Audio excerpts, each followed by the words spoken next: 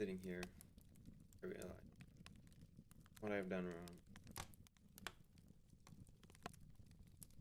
which is that's fine. That simply works out just dandy, regardless of what is happening. Ignore reality.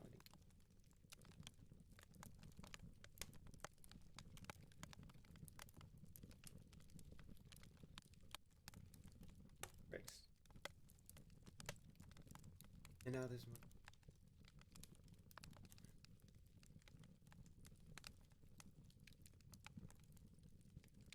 Anyway. Off someone died.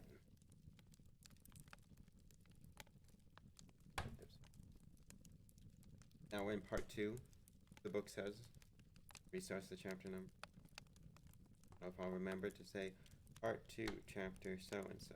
Then they will remember to add chapters together, so chapter whatever. The concept. Keep getting things that I should be saying. So we'll maybe make crossover.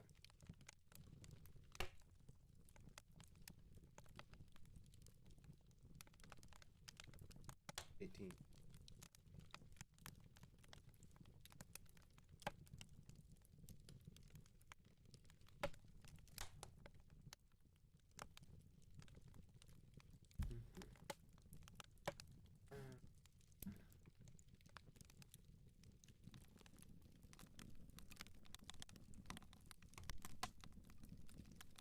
Also, for this, I think I can do. Surely. Sure. I have everything. I have capacity for. I didn't check the sound.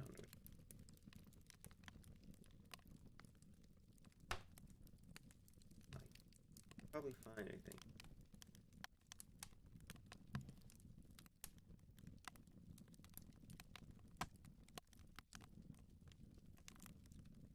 Maybe it's not loud enough? Question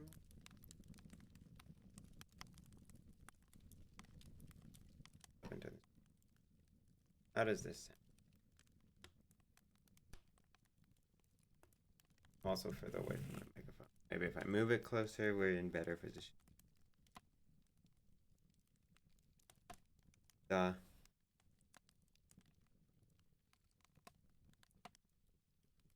Oh no. Fine, surely. Turn that up. Why? Normally I have this. Like that. Something like that.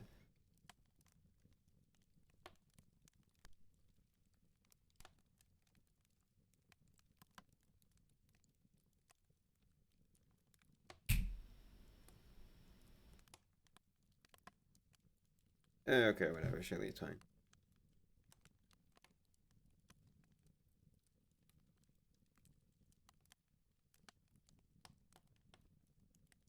I also might, after this, instead of reading more, I might switch to art because I have ideas for drawings. I'm doing art streams. Duh. Anyway, I guess we'll just hop into it. Here.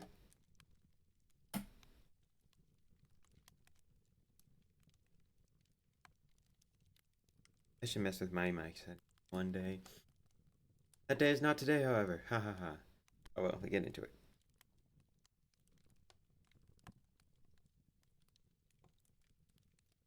Part 2, the Indian Ocean. We have now come to the second part of our journey under the sea.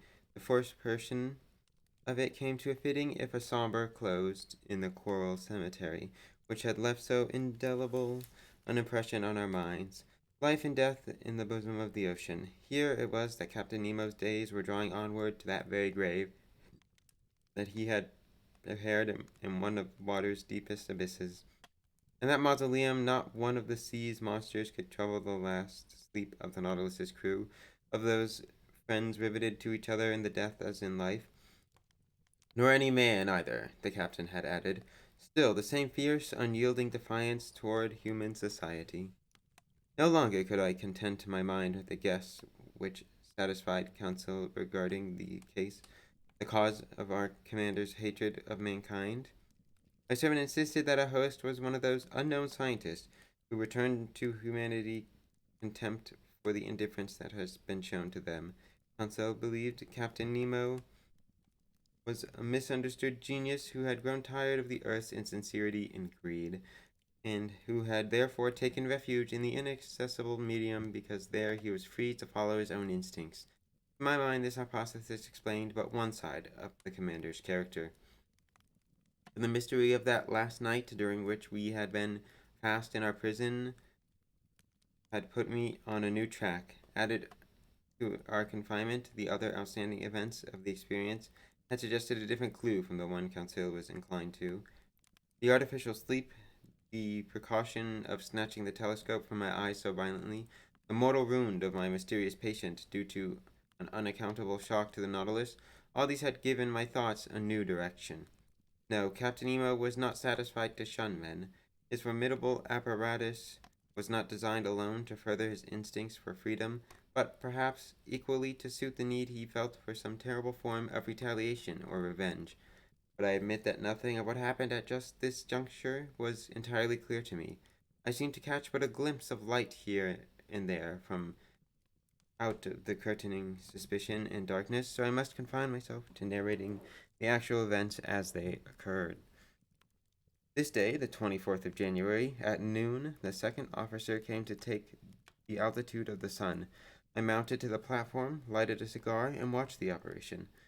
I of course believed that the man did not understand French, for several times he had purposely made remarks in a loud voice, which, it seemed to me, must draw from him an involuntary sigh of attention if he had understood them, but he had at all times remained quite undisturbed and mute.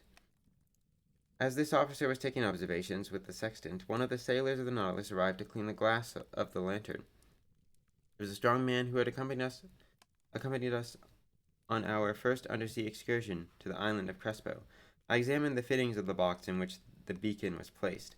I found that their strength was multiplied by 100-fold by means of lenticular rings placed similarly to those in a lighthouse. They projected their brilliance in a horizontal plane. The electric lamp was combined in such a way as would give it the most powerful radiation. Indeed, its light was produced in vacuo, so as to ensure both its steadiness and its intensity. For this vacuum economized graphite points between which the luminous arc was developed, an important item of saving for Captain Nemo. He could not easily have replaced these points, and under the conditions their wastage was imperceptible. When the submarine was ready to continue its journey undersea, I descended to the saloon. The panels were closed. A course direct westward was pricked on the chart. We then began to plow the waters of the Indian Ocean. This is a vast liquid plain with a surface of almost 1.25 billion acres. Its waters are so clear and lucid that anyone who looks into them is sure to turn giddy. The Nautilus at this period maintained a depth of between 50 and 100 fathoms. And so we sailed for many days. To any other than myself, who have a passionate love for the sea, the hours must have seemed long and monotonous. For my daily walks on the bridge, when I steeped myself in the reviving air of the ocean, left me not a moment of soul weariness. And the books of the library, together with the compiling of my memoirs, occupied too much of my time for me to mope in the leisure that they permitted me. For several days we saw a large number of aquatic fowl, gulls and sea mews. Some were killed by the clever shots of Ned Land and Conseil, and after they had been prepared in a certain way, made very acceptable game. Among large-winged birds, which had been carried far from the last point of land, and were resting upon the waves from the fatigue of their flight, I saw some magnificent albatrosses. These strange creatures uttered discordant cries, not unlike the unmelodious braying of donkeys. Birds belonging to the family of the Longipenates were consorting with them. The branch of the palmates was represented by the sea swallows, phaetons, or the Curie. And against this feathered gathering, the red-lined phaeton, as large as a pigeon, with pink-tinted plumage, showed to advantage the blackness of his wings. As concerns the fish, they never failed to incite our admiration and wonder as we surprised one secret of their aquatic life after the other through the opened panels. I saw many kinds which I had previously never had the opportunity of studying. I confined my attention to those ostracions which were peculiar to the Red Sea, the Indian Ocean, and that part of the sea which washes the coast of tropical America. These fishes, like the tortoise, the armadillo, the sea hedgehog, and the crustacea, are protected by a breastplate that is neither chalky nor stony, but of real bone. In certain of them it takes the shape of a solid triangle, in others of a quadrangle. Among the triangular ostracations I saw some an inch and a half in length, with wholesome flesh and a delicious flavor. These are yellow at the fin and brown at the tail. I most heartily recommend their introduction into fresh water, to which a certain number of sea fish most readily accustom themselves. And I must not forget the quadrangular ostracions, which had 4 large tubercles on their back. Some species of these are dotted with white spots on the lower part of their body and may be tamed and trained like birds. I marveled at the trigons, which are provided with spikes formed by the lengthening of their bony shell. Because of their odd gruntings, they are termed sea pigs, and I never tired of watching the dromedaries, which carry large humps in the shape of a cone, whose flesh is as tough and leathery as that of the camels which they otherwise resemble. On the 21st to the 23rd of January, the Nautilus sailed at the rate of 250 leagues a day. This is 540 miles or 22 miles an hour.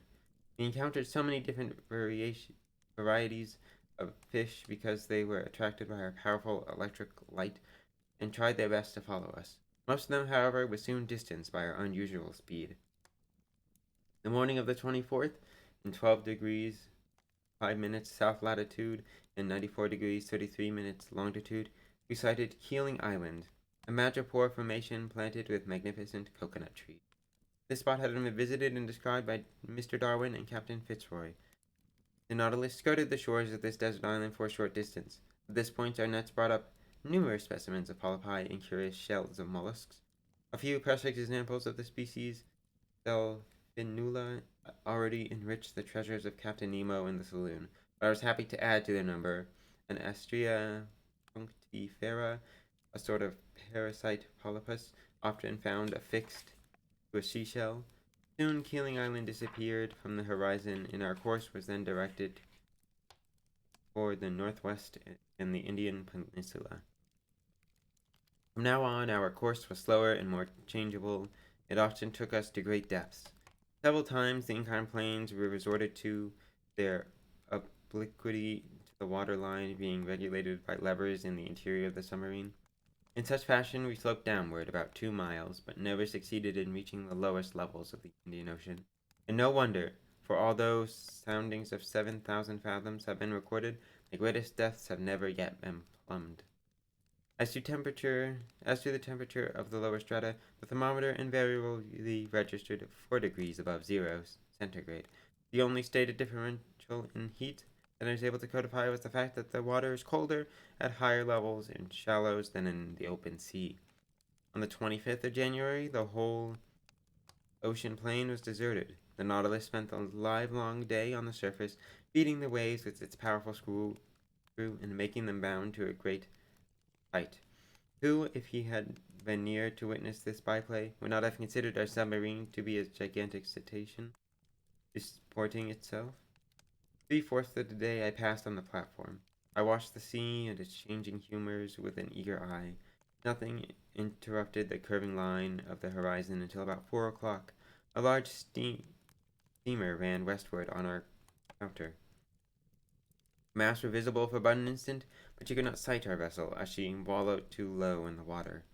I fancied her to be a steamship of the Peninsular Oriental Company, which plies between Sydney and Ceylon, touching at King George's Point and Melbourne.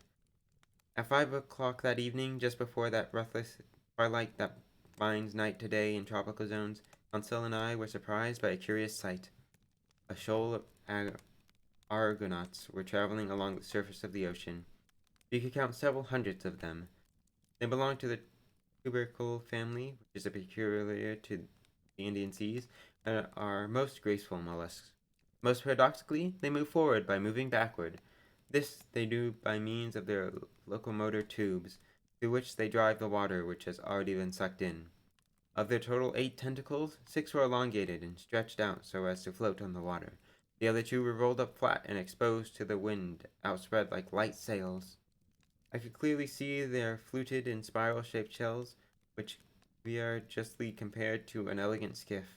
A boat, it is true, for it bears the creature which secretes it and yet does not adhere to it, except for convenience in sailing. For nearly an hour, I suppose, the Nautilus floated idly in the midst of this shoal of mollusks. Then they took fright of some sort, I know not exactly what, as if at a given signal from their flagship every sail was furled. The arms were folded, body drawn in, shells turned over. Thus their whole center of gravity was changed, and at once the whole gay fleet disappeared beneath the waves. Never did the ships of a squadron, even under the sharp eyes of a visiting admiral, maneuver with greater concord and unity. At that moment night fell suddenly, and the waves, scarcely ruffled by the breeze, stretched out in the wake of the submarine. The next day, January 26, we cut the equator at the 82nd meridian and entered the northern hemisphere. During this day, a formidable troop of sharks accompanied our journeyings. Terrible creatures which multiply most pertinaciously in these seas and make them proverbially dangerous to humankind. There were the Cestraceo philippi sharks, with brown backs and bellies leper white. They were armed for battle with 11 rows of teeth.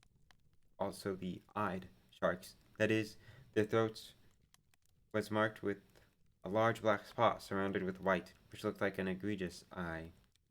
Then there were the Isabella monsters, with rounded snouts patched with indigo. These powerful beings often hurled themselves at the glass panels of the saloon with such violence as to make us start back in terror of their entrance. On such occasions, Ned Land, who was no longer master of himself, he yearned to go to the surface and harpoon the beasts, particularly the smooth-hound creatures whose mouths are studded with teeth in the pattern of a mosaic. And the large tiger sharks, nearly 6 yards long, also seemed to excite him especially. The Nautilus accelerated her speed and easily left behind her most rapid of these repulsive animals. On January 27th, at the entrance of the Bay of Bengal, we were repeatedly welcomed by forbidding objects, dead bodies that floated on the surface of the water. These were deceased people of Indian villages that were carried by the holy Ganges out to sea. There was apparently such an inexhaustible supply of corpses that the vultures had not been able to devour them. These scavenger birds, by the way, are the only accredited undertakers of the poor in this part of the world. Our friends, the sharks, it is perhaps needless to add, helped in this emergency funeral work. About 7 o'clock in the evening, the submarine, half immersed, was floating in a sea of milk. As far as the eye could reach, the ocean actually seemed to be lactified. Could this be the effect of the lunar rays?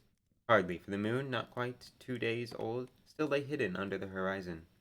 The whole sky, however, though lighted by the sidereal beams, appeared black by contrast with the whiteness of the waters.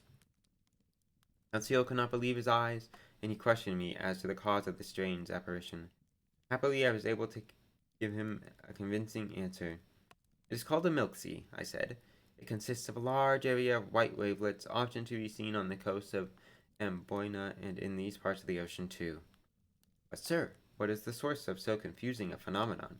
I suppose the water is not actually turned into milk. No, my dear chap, it is still water. The brilliance which so stirs your curiosity is caused by the presence here of myriads of infusoria. These are sort of luminous small worms, gelatinous and without distinctive color. They are no thicker through than a hair, and not more than a 7,000th of an inch in length. They stick to each other sometimes until they carpet an expanse of several leagues. How far did you say? Exclaimed Kansu. Yes, my boy, you heard me the first time. Don't start trying to compute the exact number of these tiny insects. You can never compass such a count. If I am not badly mistaken, ships have floated on milk seas such as this for more than 40 miles. Toward midnight, the sea suddenly resumed its wonted color, but in our wake, even to the limbs of the horizon, the sky reflected the whitened waves, and for long thereafter it seemed to be impregnated by the vague glimmerings of the aurora borealis. Okay. That was the chapter. Also, hello, often. Hope you enjoy the readings. I feel like I'm reading hard. So I drink more water. Lots of water.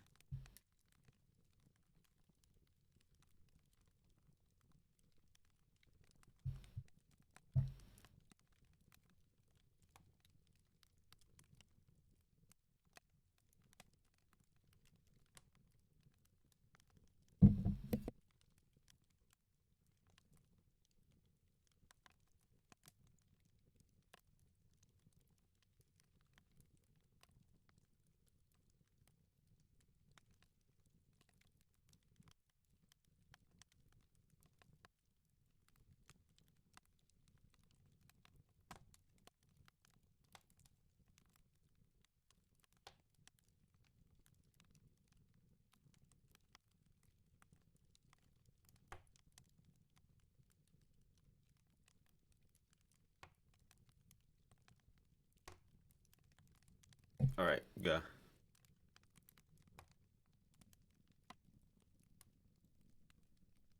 Oh, I can take. Alright, I remember to say.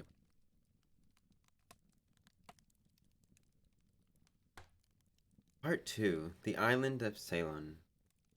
When at noon on the 28th of February, the Nautilus came to the surface of the sea in 9 degrees and 4 minutes north latitude, there was land in sight about 8 miles to the westward. The first outstanding natural object to hold my attention was a range of mountains, some 2,000 feet in height. The shapes of the individual peaks, from my angle of vision at least, seemed whimsical to a degree. When I had time to take my bearings, I realized that we were nearing the famous island of Ceylon, that consummate pearl that hangs pendant to the lobe of the Indian peninsula. Captain Nemo and a second officer appeared at this moment. The commander glanced at the chart and then turned to me. The island of Ceylon, he reminded me, is specially noted for its pearl fisheries. Would you like to look in on one of them, Mr. Aronnax? With all the pleasure in life, mine host. Well, sir, nothing is easier, although even when we see the fisheries, I doubt whether we shall find the pearlers themselves, for the annual season of exportation has not yet begun. Never mind that. I'll give orders to make for the Gulf of Mannar, where we'll arrive sometime during the night. The commander gave some instructions to his second officer, who immediately disappeared. Soon the submarine returned to her native element, and the manometer indicated that she was at a depth of about 30 feet. So it is then, my host said. You and your comrades shall pay a visit to the bank at Mannar, and if by good chance some fishermen should be there at work, we shall have an interesting sight. I am greatly your debtor, sir. By the way, Professor, you are not afraid of sharks, are you? Sharks, I exclaimed. I find that a pretty hard question to answer in the negative. Still, I admit that I have only a passing acquaintance with that sort of fish. We are pretty well accustomed to them, my men and I, replied the commander, and in time you'll be on a better footing with them yourself. We shall see that we are well armed, however, and on our way we may be able to hunt some of the tribe. It's a very fascinating sort of sport. So until tomorrow, sir, bright and early. Captain Nemo uttered his remark about sharks in the most offhand manner and left the saloon. I then had an opportunity to reflect upon his invitation. Now, suppose I were to ask to hunt bear in the Swiss mountains, what would I answer? That's just fine. Tomorrow we shall pursue Bruin to his lair. Or if I were bidden to shoot lions in the plains of Atlas, what would I say? Ha ha, how jolly! It seems that we are out after poor little tigers in life. But when a fellow is bait to chase the shark in its native habitat, he is likely, is he not, to think twice before accepting the invitation? I ran my hand across my forehead and discovered that large drops of cold sweat were standing on it. Let's take time to think this over, I said to myself. Otters in submarine forest, as we did in the islands of Crespo, is a good enough game. But parading up and down on the bottom of the sea, hunting for a patrol of sharks, ah, my boy, that is a horse of another color. I know very well that in certain countries, notably in the Andaman Islands, will never hesitate to attack them. They do this with no other weapons than a knife in one hand and a slip noose in the other. But I also remember at just this point that few people who affront these creatures ever come back to tell the tale. And even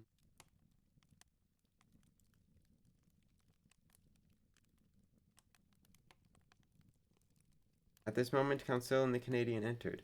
They were entirely composed in their minds and in the best of spirits, for neither appreciated what they had signed up for. "Faith, sir," began Ned Land, "your Captain Nemo, devil fly away with him, has just made us a most tempting offer." "Ah, my hearties," I said, "so he has already spoken to you?" "And said, sir," interpolated my servant, "that if it was quite agreeable to you, he'd be glad to have the three of us attend a party at the Ceylon fisheries tomorrow. It was a most forthcoming invitation, sir, and delivered by him like the real gentleman he is." "And he gave you no further information?" "Except to say, sir, that he had already spoken to you of this little promenade? "Professor," asked Ned Land, "can't you give us some stray bits of a hint and suggestion about pearl diving? About the fishing itself, or the strange and romantic incidents that condition it?" "I'd like to get the details of the fishing," replied the Canadian. "Before going in for a thing, it's just as well to know what to be prepared for." "Very well, my friends. I feel quite flattered at your thought that I can instruct you. Be seated." The two sat down on an ottoman conveniently at hand, and the first thing the harpooner wished to know was, "What is a pearl?" "My good fellow," I answered, "to the poet a pearl is the tear of the sea. To the Oriental it is a drop of dew solidified. To the ladies, bless them, it is a jewel of oblong shape, brilliant in substance as mother of pearl, which they wear on their fingers, their ears, or their bosoms. To the chemist it is a mixture of phosphate and carbonate of lime with a touch of gelatin added. To the naturalist it is simply the morbid secretion of the organ that produces the mother of pearl found among certain bivalves. Grants of mollusca, class of Acephalli, order of Testacea, murmured the learned counsel. "Right ho! And among these Testacea pearls are produced by all those which secrete mother of pearl, namely the earshell, the Tridacnae, and the turbots." "Mussels too?" asked the Canadian. "Yes, mussels, that is, of certain waters in Scotland, Wales, Ireland, Saxony, Bohemia, and France." "Good thing I asked you that," said Ned Land. "After this I'll keep a weather eye open for the darn things." Let's proceed with our lecture. The particular mollusk which secretes the jewel is the pearl oyster, the Melia grina margaritifera, the precious dime. The pearl is nothing but a nacreous formation deposited in a globular form. It may either adhere to the oyster shell or be buried in the folds of the creature. It always has some small hard substance for a center, a barren egg, maybe, or a grain of sand. And around this kernel the pearly matter deposits itself year after year in thin concentric layers. "Are many pearls ever found in the same oyster, sir?" "Yes, my lad. Some pintadines are regular jewel caskets. One oyster has been nominated, though I doubt the fact, which contained as high as 150 sharks." "Body of Bacchus, Professor," the Canadian exclaimed. 150 sharks? "Oh, what am I saying?" I replied hurriedly and disgusted enough to find my thoughts wool-gathering. "I meant pearls, of course." "Of course," Conseil observed soothingly. "But tell us now, sir, how they extract these pearls." "They go about it in various ways. If the jewels adhere to the shell, the fishermen often pull them off with pincers, but the most common way, perhaps, is to place the pintadines on seaweed mats. They die when thus exposed to the open air, and at the end of a week or 10 days are in an advanced stage of decomposition, a fact most unpleasantly noticeable to nostrils miles away from the banks if the wind carries right. Then the shells are plunged into large reservoirs of seawater, opened, and washed. I'd let the other fellow do that part of the job, mused Ned. Then begins the double work of the sorters. First, they separate the layers of the pearl, known in commerce as bastard whites and bastard blacks, and these are delivered to the trade in boxes which weigh some 300 pounds apiece. Afterwards, the sorters take the parenchyma of the oyster, boil it, and pass it through a sieve in order to extract the very smallest pearls. The price of such pearls varies according to size, I suppose, suggested Conseil. Somewhat, I answered, but also according to their shape, their water, which means their color, and their luster. By luster is denoted that bright and diapered sparkle which makes them so charming to the eye. What kind is it that they call virgin pearls, or paragons, sir? The most beautiful of all. They are formed only in the tissue of the mollusk. They are white, opaque, often, and sometimes have the transparency of an opal. They are generally round or oval, and are sold singly, are they not, sir? Yes, because they are much more precious. The round pearls are made into bracelets, the oval ones into pendants. Now the pearls that are fast to the shell are more irregular in form, and are usually sold by weight. In the lowest class are placed the small jewels known as seed pearls. These are sold by measure and are especially used in embroidering and church vestments, altar cloths, and kindred ornaments. I wonder, said Conseil, if this pearl fishery is dangerous. Oh no, I replied, particularly if one exercises great care. Why, what particular risk could there be in such a calling? Demanded the Canadian wonderingly. Calling mouthful of seawater is the worst I can think of. As you say, old chap, quite as you say. But by the way, I inquired, trying in vain to adopt Captain Nemo's careless tone in referring to the matter, are you afraid of sharks, Ned? Not the kind that swim in the water, sir. Why, I'm a harpooner by profession. It's my trade to despise them. But, I continued, here it is not a question of fishing for them with an iron swivel, hoisting them into the ship, cutting off their tails with a blow from a cleaver, ripping them open with a knife, and throwing their hearts into the sea. Then you mean at our party tomorrow we may meet? Precisely. In the water? Right there or nowhere else. Criminy, with a good harpoon in my fist? You see, sir, these sharks are awkwardly made beasts, and that lessens your danger with them. They can't seize you without first turning over on their backs, and by that time, Lillian's way of saying seize you made my blood run cold. Ugh, what a thought. Well, that accounts for one of us, I said, in what was intended to be a light and bantering tone. But how about you, Conseil? Me, sir? Asked the servant. Why, I shall speak the truth. So much the better, I thought, for he's probably scared too. I say that if you are determined to face the sharks, I can't see why your faithful follower should not do the same.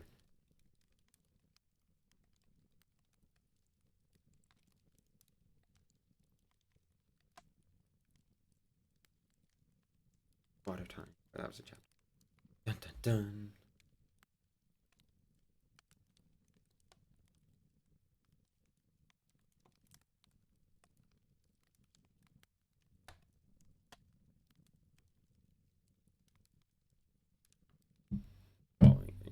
Oh, lovely, lovely.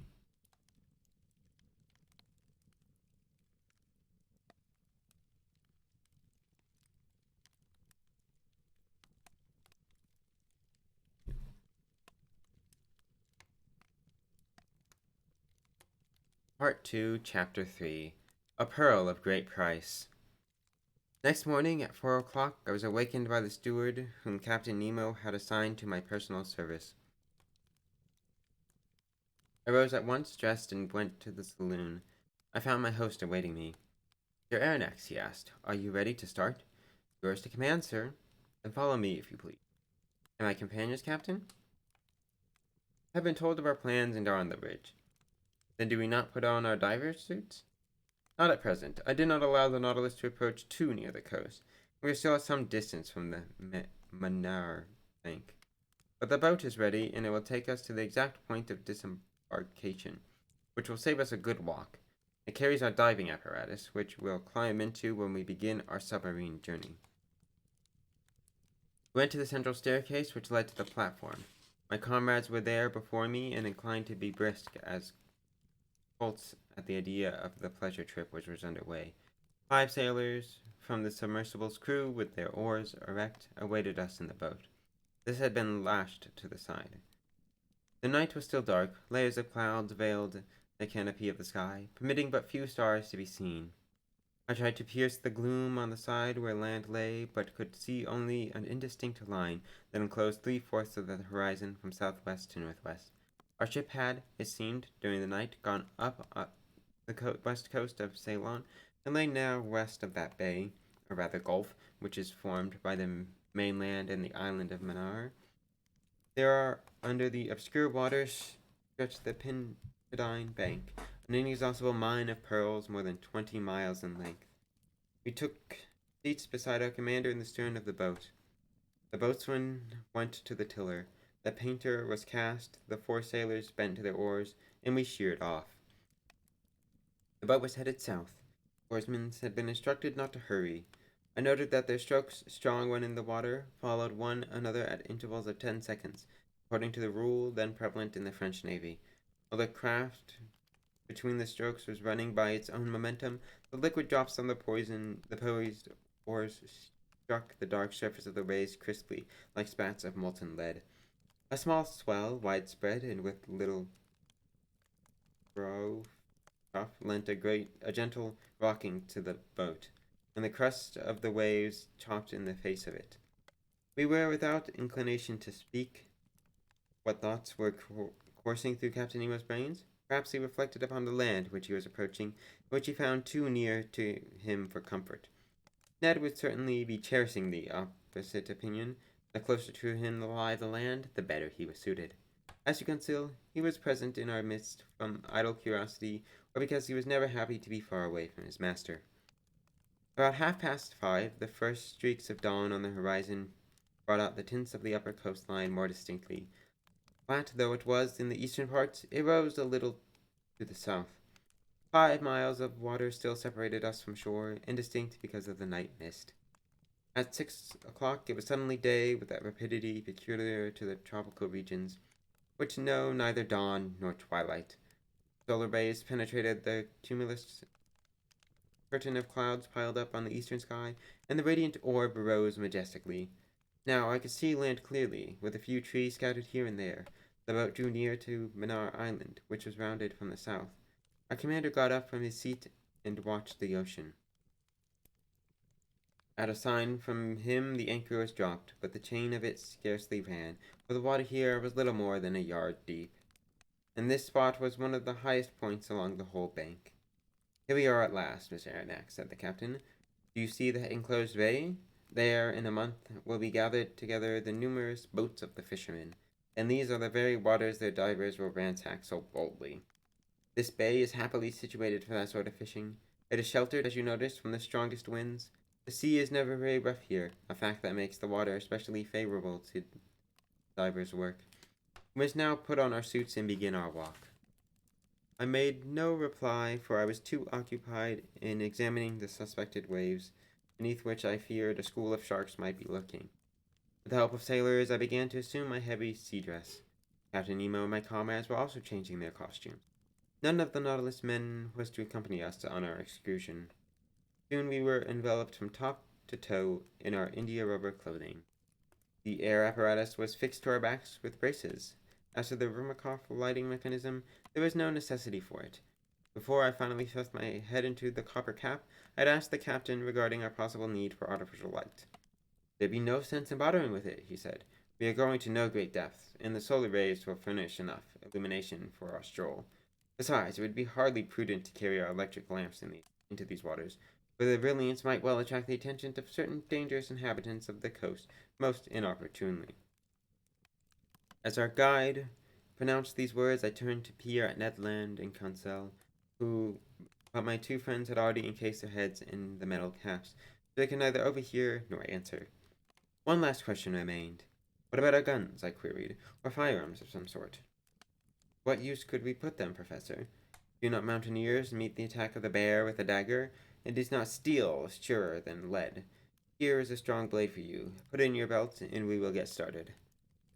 I cast a quick glance at my companions. They were armed as we were, and in addition the Canadian was brandishing an enormous harpoon, which he had placed in the boat before leaving the ship. Ashamed to hesitate longer, I allowed myself to be fitted into the heavy copper helmet. Our reservoirs of air were at once active. An instant later, we were landed, one after the other, on uneven sandy soil in about 2 feet of water.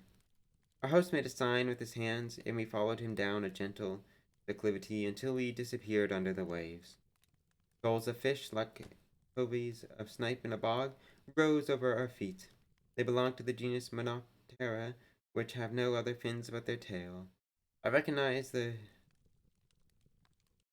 Japanese eel, a real serpent, 2.5 feet long, a creature that might be easily mistaken for a conger eel if it were not for the golden stripes which nature had painted on its side. I also observed several specimens of the genus Geomatius, whose bodies are very flat and oval, and of the most brilliant colors. They carry their dorsal fin like a scythe. Next, my eye lighted upon an excellent eating fish, which, when dried and pickled, is known by the name of carawade. Lastly, I noticed some bank bars, which belong to the Apsiphoroidis family, and whose bodies are covered with a shell cuirass of 8 longitudinal plates. The sun, as it rose toward the meridian, lighted the mass of waters more and more clearly. The soil underfoot changed by degrees. A perfect giant's causeway of boulders replaced the fine sand of an eerily stage of our march, and this high road was paved with a carpet of disintegrated mollusks and zoophytes. Among the specimens of these branches, I noticed Placinae with thin, unequal shells. This is a sort of Austrasian peculiar to the Red Sea and the Indian Ocean. These alternated with Lucinae of an orange hue and with rounded shells. Rockfish 3.5 feet in length thrust themselves up from under the waves like uncouth hands ready to seize the unwary passer. There were panopyres, also slightly luminous, and lastly some oculines spread out like gorgeous fans and forming one of the richest vegetations in all the oceans. In the center of these living plants, and under the arbors of the hydrophytes, were layer on layer of clumsy articulates. Particular interest attached to the Reninae, whose carapace constituted a slightly rounded triangle, and to the grotesque appearing Parthenopes. At about 7 o'clock, we found ourselves at last surveying the banks on which pearl oysters are reproduced by the million. Captain Nemo pointed with his hand to the enormous heap of oysters, and I could well understand that this mine was practically inexhaustible, for nature's creative force is always in advance of man's instinct for destruction.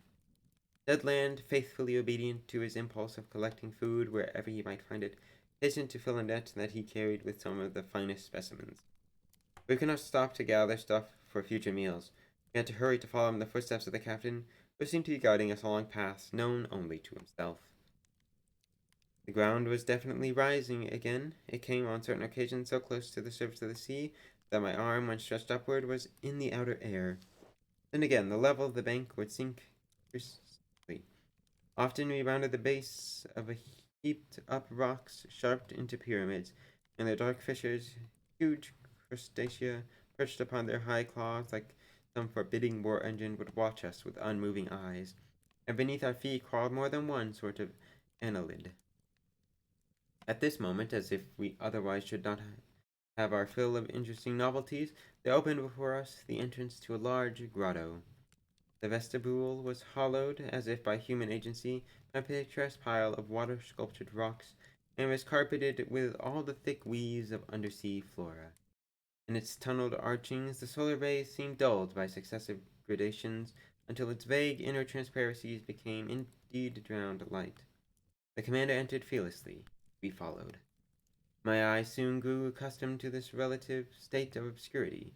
I could dimly distinguish the arches of capricious design which sprang at irregular intervals from natural columns that stood broad-footed on their granite base, like the heavy pillars of Tuscan architecture. Why had our incomprehensible guide piloted us to the bottom of this submarine crypt? I was soon to know. After we had descended a fairly steep declivity, our feet rang upon the floor of a kind of circular pit. There Captain Nemo halted, and with outstretched hand pointed at an object that I had not as yet perceived. It was an oyster of extraordinary size, a gigantic tridacane. It was a font which could have contained a whole lake of holy water. Its basin was more than 2 yards and a half in breadth, and consequently larger than the one which adorned the museum saloon of the Nautilus. I approached this extraordinary mollusk. It adhered by its byssus to a slab of granite and isolated there from any of its fellows. It developed in the calm waters of the grotto. I estimate the weight of this tridacne at 600 pounds. Such an oyster would contain 30 pounds of meat, and one must have the stomach of the fabled Gargantua to be able to demolish some dozens of them. Our commander seemed to be on terms of good acquaintance with this bivalve, and he had evidently a particular motive in ascertaining the present condition of this tridacne. The shells were slightly open. The captain approached and thrust his dagger between them to prevent their closure. Then with his hand he raised the fringed edge of the membrane which formed a cloak for the creature. There, between the folded plates, I behold a loose pearl whose size equaled that of a coconut. The obvious shape, perfectly flawlessness, and admirable luster altogether made it a jewel of unthinkable value. Carried away by my curiosity, I thrust forward a hand to seize the pearl, weigh it, fondle it, but the captain stopped me by a gesture of his head, made a sign of refusal, and quickly withdrew his dagger. The two shells snapped together instantly. I then understood my host's intention. In leaving this pearl concealed in the mantle of the tridacne, he was permitting it to grow slowly. Each year, the secretion of the mollusk would add new concentric layers. I estimated its value at least $2.5 million. We proceeded on our journey and walked for some 10 minutes.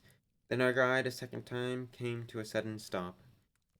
I thought he had perhaps halted as a sign that a trip was at an end and it was now time for us to return. But no. With a wave of the hand, he signaled us to crouch beside him in a deep depression of rock. He indicated a certain point in the water to one side of us. The disquieting fear that sharks were upon our trail shot through my mind, but I was mistaken.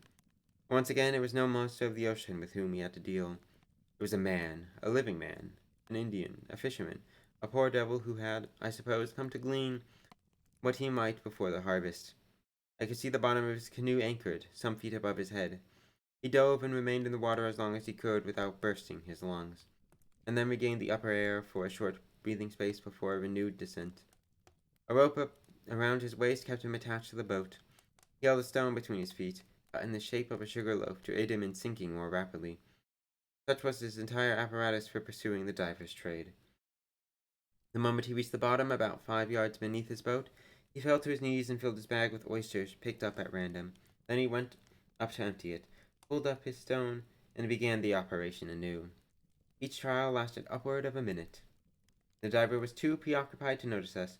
Besides, the shadow of a great rock hid us from his sight, and how could the poor native have the remotest inkling that human beings like himself were under the waves, watching to the minutest detail his every movement? Several times he went up in the way described and sank again. At each plunge he did not carry away more than 10 or 12 oysters, for he was obliged to detach them with some violence from the bank, to which they were tightly held by means of their strong byssus. I grieved to picture how many of those oysters, for which he was risking his life, would have no pearl in them. I continued to observe him narrowly. His labors were regularly carried out, and for the space of half an hour, no danger whatsoever seemed to threaten his activity. I was on the point of losing interest in looking at this novel sort of angling, when suddenly, as the Indian was standing on the bottom, I saw him make a gesture of terror and rise. He gave a mighty spring in mad endeavor to reach the surface of the sea. How thoroughly I sympathized with his dread, for a gigantic shadow had appeared just above the unfortunate diver. It was cast by a shark of huge size advancing diagonally. The beast's eyes were on fire. Its jaws were wide open. I was mute with horror and quite unable to move a muscle. The voracious creature shot like lightning toward the Indian, who had thrown himself to one side in order to escape the shark's fins. In this he was successful, but a staggering blow from the animal's tail struck him full in the chest and stretched him on the ground. The scene lasted at most for but a few seconds.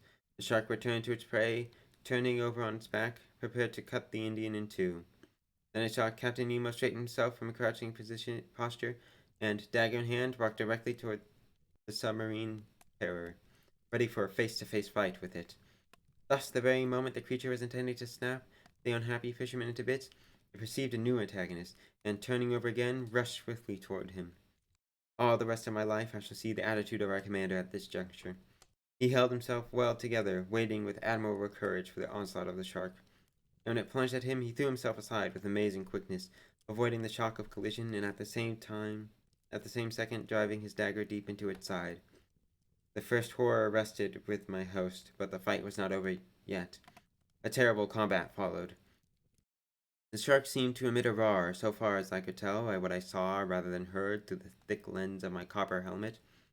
The blood certainly gushed forth from its wound in torrents.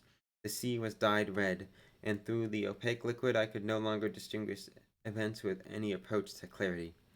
This was the last I knew until the moment when I saw the undaunted captain clinging to one of the dread creature's fins. He struggled in mortal combat with the creature, and kept dealing it terrific blows, without apparently succeeding in delivering a decisive one. I wanted more than anything in life to go to the brave man's assistance, but, as if nailed to the spot by my horror, I could not stir a step. The shark's struggles agitated the water into such a fury of conflicting currents that their rocking and churning threatened to upset me. Next thing I knew, the captain had fallen, overthrown by the unwieldy mass of his adversary that had been crushed against him. The beast's jaws opened wide, like a pair of factory shears, and in another instant all would have been over for our host. But on time, to the split fraction of a second, harpoon in hand, Ned Land rushed toward the shark and struck it with the point of his weapon. The waves were impregnated with clots and masses of blood. The water redoubled its rocking motion as a result of the shark's frenzied movements. It was the monster's death rattle.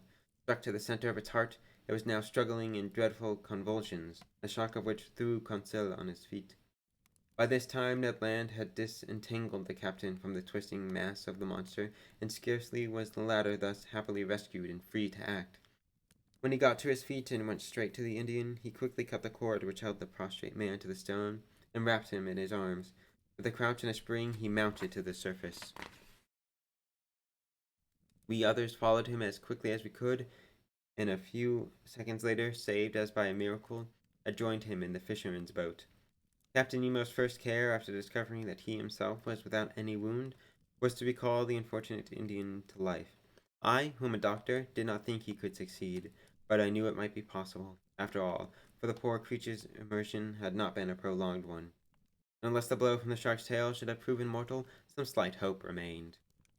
What with the sharp rubbing that was given him, I saw consciousness return to the Indian by degrees. He opened his eyes and gazed dully about him.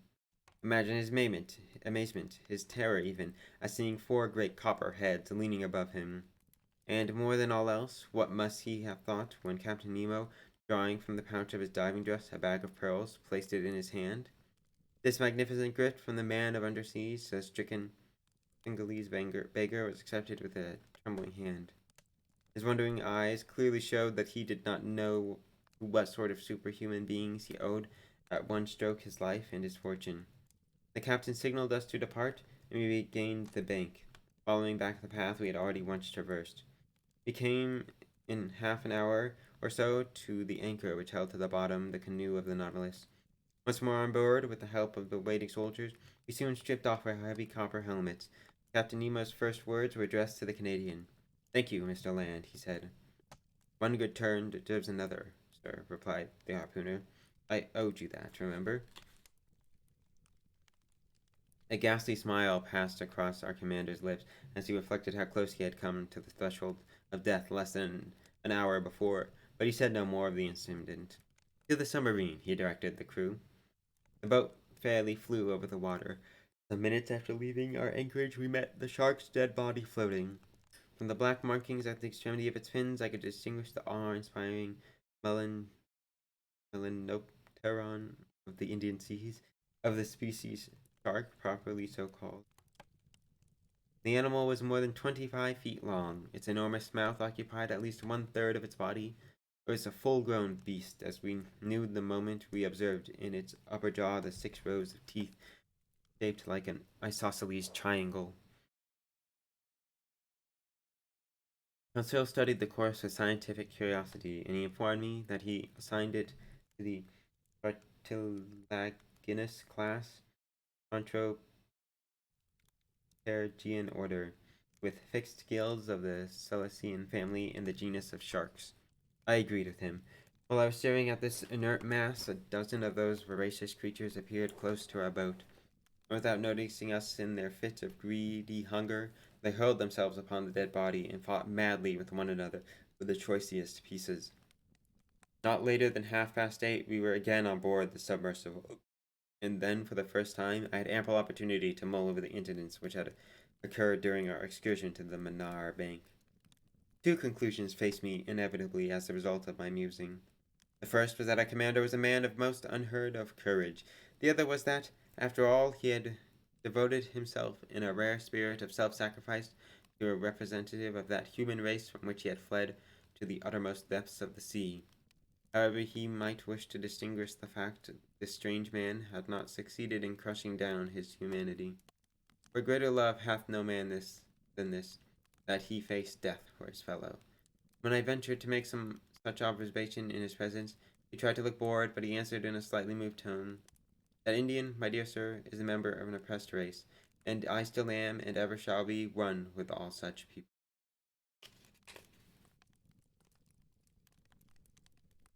Oh, water break. Amazing.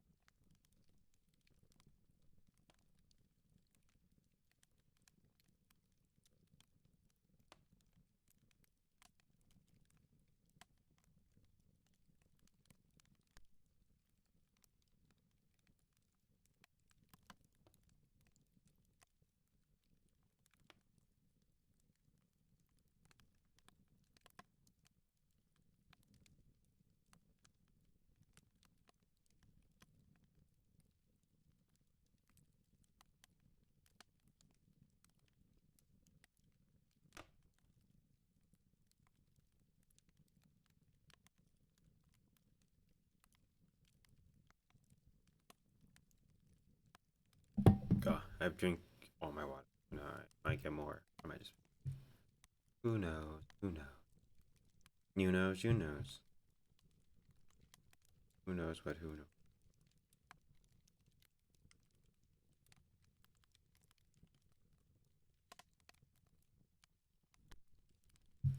Anyway, you're reading. Part 2, Chapter 4, The Red Sea. The island of Ceylon disappeared under our horizon during the course of the day, January 29th. The Nautilus, at a speed of 20 miles an hour, slipped into the labyrinth maze of canals which separate the Maldives from the Laccadives. It did not omit to coast the island of Kiltan, a land originally madreporic, which was discovered by the Vasco da Gama in 1499. This is one of the 19 main islands of the Laccadive archipelago, located between 10 degrees and 14 degrees 30 minutes north latitude and 69 nice and 50 degrees and 50 degrees 72 minutes east longitude. We had covered 16,220 miles, 7,500 French leagues, from our starting point in the Japanese. The next day, when the submarine took its breathing spell at the surface, there was no land anywhere in sight. Its course was north-northwest in the direction of the Sea of Oman. This body of water serves as an outlet to the Persian Gulf between Arabia and the Indian. And the Gulf, so far as we knew, was cul-de-sac, with no visible means of egress. Where on earth was Captain Nemo leading us, I could not imagine. But was perforce silent on this point. The Canadian, however, was far from satisfied with the outcome of affairs, and that day came to ask where in the name of several things we were bound. We're going wherever our captain's fancy dictates, Ned. His fancy can't roam far afield, then, answered the harpooner gruffly, "but the Persian Gulf has no outlet, and if we do march into it, why, like the King of France, we'll march straight out again." "That may well be. Then we'll come out again, Ed. And if after trying this gulf the Nautilus still wishes to visit the Red Sea, there's nothing to keep us from trying the Straits of Bab el Mandeb." "But shades of Neptune!" exclaimed the puzzled Canadian. "That won't get us anywhere, either, for the Red Sea is a closed hole as much as the Gulf. Seeing the Suez Canal is not yet cut through, and even if it were finished, a boat as mysterious as ours would not want to risk itself in locks and Suezes. And again, the Eternal Sea is not the road to get us back to Europe. Whoever said we were going back to Europe? What do you think we're trying to do then? As a mere guess, I suppose that after we have honored with our notice the curious coasts of Arabia and Egypt, the submersible will run back to the Indian Ocean once more. Perhaps it will cross the channel of Mozambique off the Mascarenas navy, so as to gain the Cape of Good Hope." "Jericho," groaned the harpooner dismally. "And where shall we go from that jumping-off station?" "Oh, 10 to 1, we'll penetrate that part of the Atlantic still unknown to us. My friend, you're getting fed up with this journey under sea. Confess it now. You're surfeited with the incessantly changing spectacle of submarine marvels. But for my part, I shall be sorry to see the end of a voyage which it is given to so few men to make." For 4 days, until the 3rd of February, the Nautilus scoured the Sea of Oman at varying speeds and at different levels. It seemed to be producing hit or miss, as if in much doubt as to what route it should follow, but I noted that we never passed the Tropic of Cancer. When we quit the sea, we came for a moment in sight of Muscat, one of the most important towns of the country of Oman. I marveled at this strange aspect, surrounded by black rocks against which the white houses and its forts stood out in strong relief. I saw the rounded domes of its many mosques, the graceful and aspiring points of its minarets, its fresh green terraces. But alas, it was only a fleeting vision, like some mirage seen in the desert. Our craft soon sank under the waves of that part of the sea. We slid along the Arabian coast of Mahra and Hadramaut at a distance of 6 miles from shore. The undulating line of mountain summits was occasionally interrupted by some ancient ruin, which spoke most clearly of a dim and storied past. On the 5th of February, we finally entered the Gulf of Aden, a perfect funnel introduced into the neck of Bab el Mandeb, through which the Indian waters pour into the Red Sea. Next day, we floated in full sight of the town of Aden, perched airily on a promontory which a narrow isthmus joins to the mainland. This is a sort of Gibraltar, the inaccessible fortifications of which were rebuilt by the English after the successful battle in 1839. Here and there I caught glimpses of the octagon minarets peculiar to this town, which, if we believe the account of historian Edrisi, was once upon a time the richest and busiest entrepot on all the coasts round about. I certainly expected that when he had arrived at this point, our commander would face about and run back out again, but I was sadly off in my calculation, since to my surprise he did no such thing. Next day, the 7th of February, we entered the Straits of Bab el Mandeb, which in the Arab tongue means the Gate of Tears. This gate is full 20 miles broad, but only 32 in length, and for the Nautilus at top speed, the crossing was the work of scarcely an hour. But I saw nothing of the world above the surface, not even the islands of Perim, with which the British government has fortified its position at Aden. There were altogether too many English and French steamers out of Suez to Bombay, Calcutta, Melbourne, or Mauritius, furrowing these straits for the submarine to venture to show herself. We remained prudently below, and at last, toward noon, we were in the waters of the Red Sea. I could not even hazard a guess as to what whim determined Captain Nemo to enter the Gulf, but naturally I quite approved of the caprice. Our speed was lessened. At times our craft kept to the surface, at others it dove to avoid a vessel, and thus I was enabled to view both the upper and lower levels of this curious sea. Mocha came to view at first dawn of February 8th. It is now a ruined town whose walls would fall at a gunshot, or even perhaps at the ringing blast of a trumpet. and which is sheltered here and there by verdant date palms. What time was when it was an important city with 6 public markets and 26 mosques. Time was when its walls were defended by 14 forts and formed a stone girdle 2 miles in circumference. Our submersible then drew near to the African shore, where the depths of the sea is greater. There, in the midst of waters as clear as crystal, through the open panels, we contemplated the beautiful bushes of brilliant coral and the large blocks of rock that were clothed in a splendid fur of green algae and sea. It was a scene that beggared description. What a variety of views was offered by the sandbanks and volcanic islands that hemmed in the Libyan coast. After a little, the Nautilus overhauled the eastern coast, where the shrubs appeared in all their beauty. Here was the shoreline of Tehama. The zoophytes flourished beneath the level of the sea and wove themselves into 1,000 picturesquely impossible patterns, some away below the surface, but above the level of the waters. From there they shot afloat 60 feet, and unfolded their spectacular beauty in a manner more capricious, if less fresh and sweet than the sister species that dwell far under sea. I spent many charming hours at the window of the drawing room. I was many times overcome anew with the thought of the infinite prodigality of Mother Nature. There seemed to be no end to the submarine flora and fauna which drifted into the supernal brightness of our electric lantern. Sponges of every shape and fashion, pedunculated, foliated, globular, and digital, clearly justify the names which first and last have been assigned them. Baskets, cups, distaffs, elk horns, lion feet, peacock tails, and Neptune's gloves. Poets have called them thus, you say? Nay, these titles have been given them by fishermen, who are far more clear-sighted than scientists.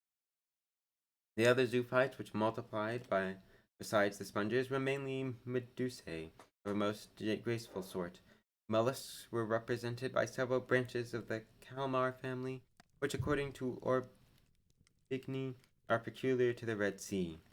Reptiles were present most interestingly in the form of the Vergata turtle, genus Chelonia, which furnished a wholesome and delicate staple for our dinner table. Fish were abundant and remarkable. The nets of our ship frequently brought on board rays of a brick-red hue.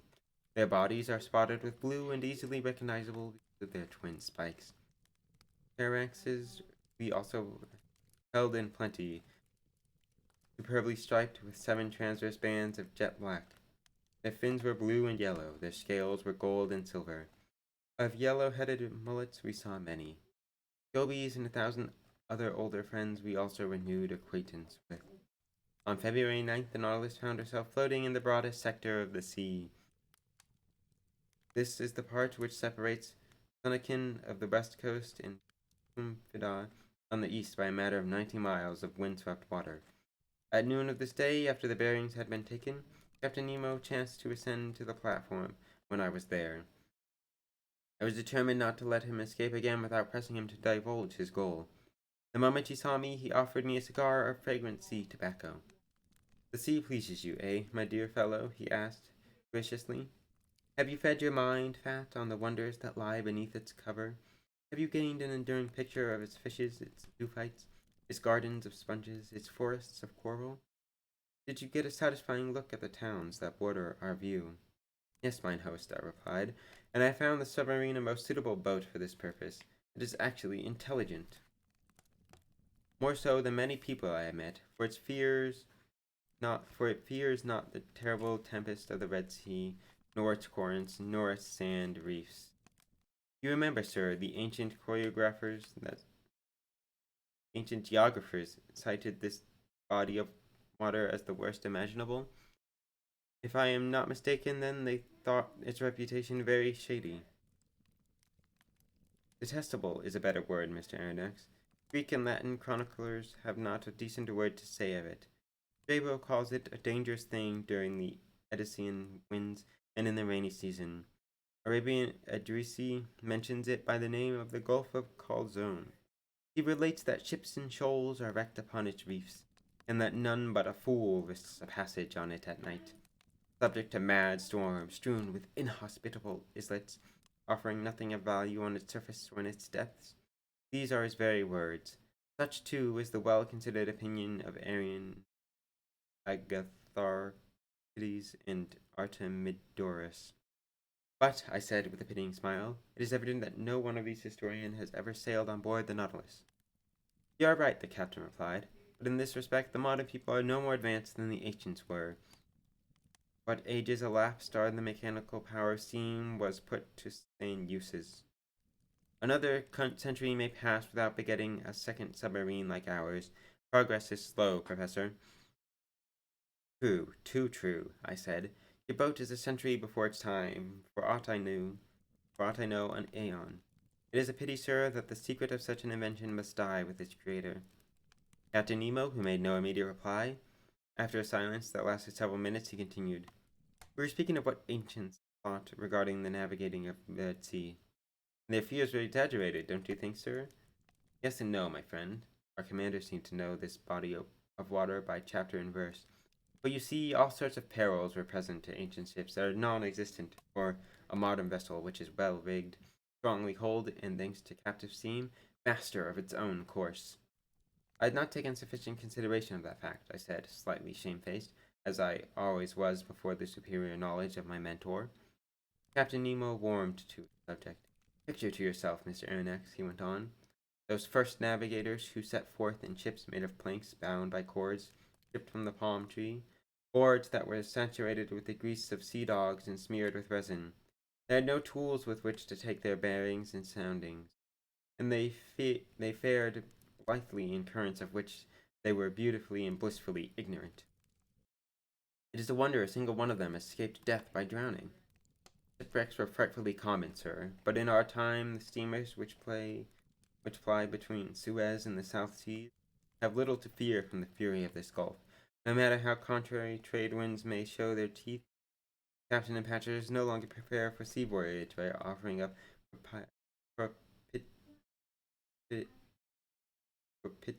propitiatory sacrifices. And when they safely land, they no longer ornament their brows with gilt wreaths and fillets, and go to the temple to give thanks to the gods for safe passage. Aye, verily, I said, steam seems to have destroyed the sense of gratitude in all those who go down to the sea in ships. But, sir, can you tell me how the sea first got its name? There are many guesses on this point, Professor. Shall I tell you what a geographer of the 14th century thought? If you please. This whimsical fellow pretends the name was given our sea after the Israelites had passed through it, and after Pharaoh had perished in the water walls which closed at the behest of Moses. As a sign of this miracle, the sea became a brilliant red. Henceforth, it was called the Red Sea. A poet's notion, that, I answered. I cannot content my scientific mind. I want your personal opinion, Captain Nemo. And you shall have it, Mr. Aronnax. I believe we should see in the appellation Red Sea a translation of the Hebrew word Edom, and if the ancients really did give it that name, it was because of the special color of its waters. Still, do you know, I have not up to this time seen anything hereabouts except transparent waves of no particular color at all? Very likely you have not, but as we approach the other end of the gulf, you will note its singular appearance. I well recall seeing the Bay of Tor entirely red, a sea of blood. I suppose you attribute this property to the presence of microscopically small seaweed? Surely I do. It is mucilaginous purple matter produced by the restless little plants known as trichodesmia. It takes 40,000 of them to fill the space of a square 4/10 of an inch. Perhaps we shall run across some of them when we get to Tor. I'll wager, Captain, that this is not the first time the Nautilus has thrust her spindle nose into the Red Sea. By no means, sir.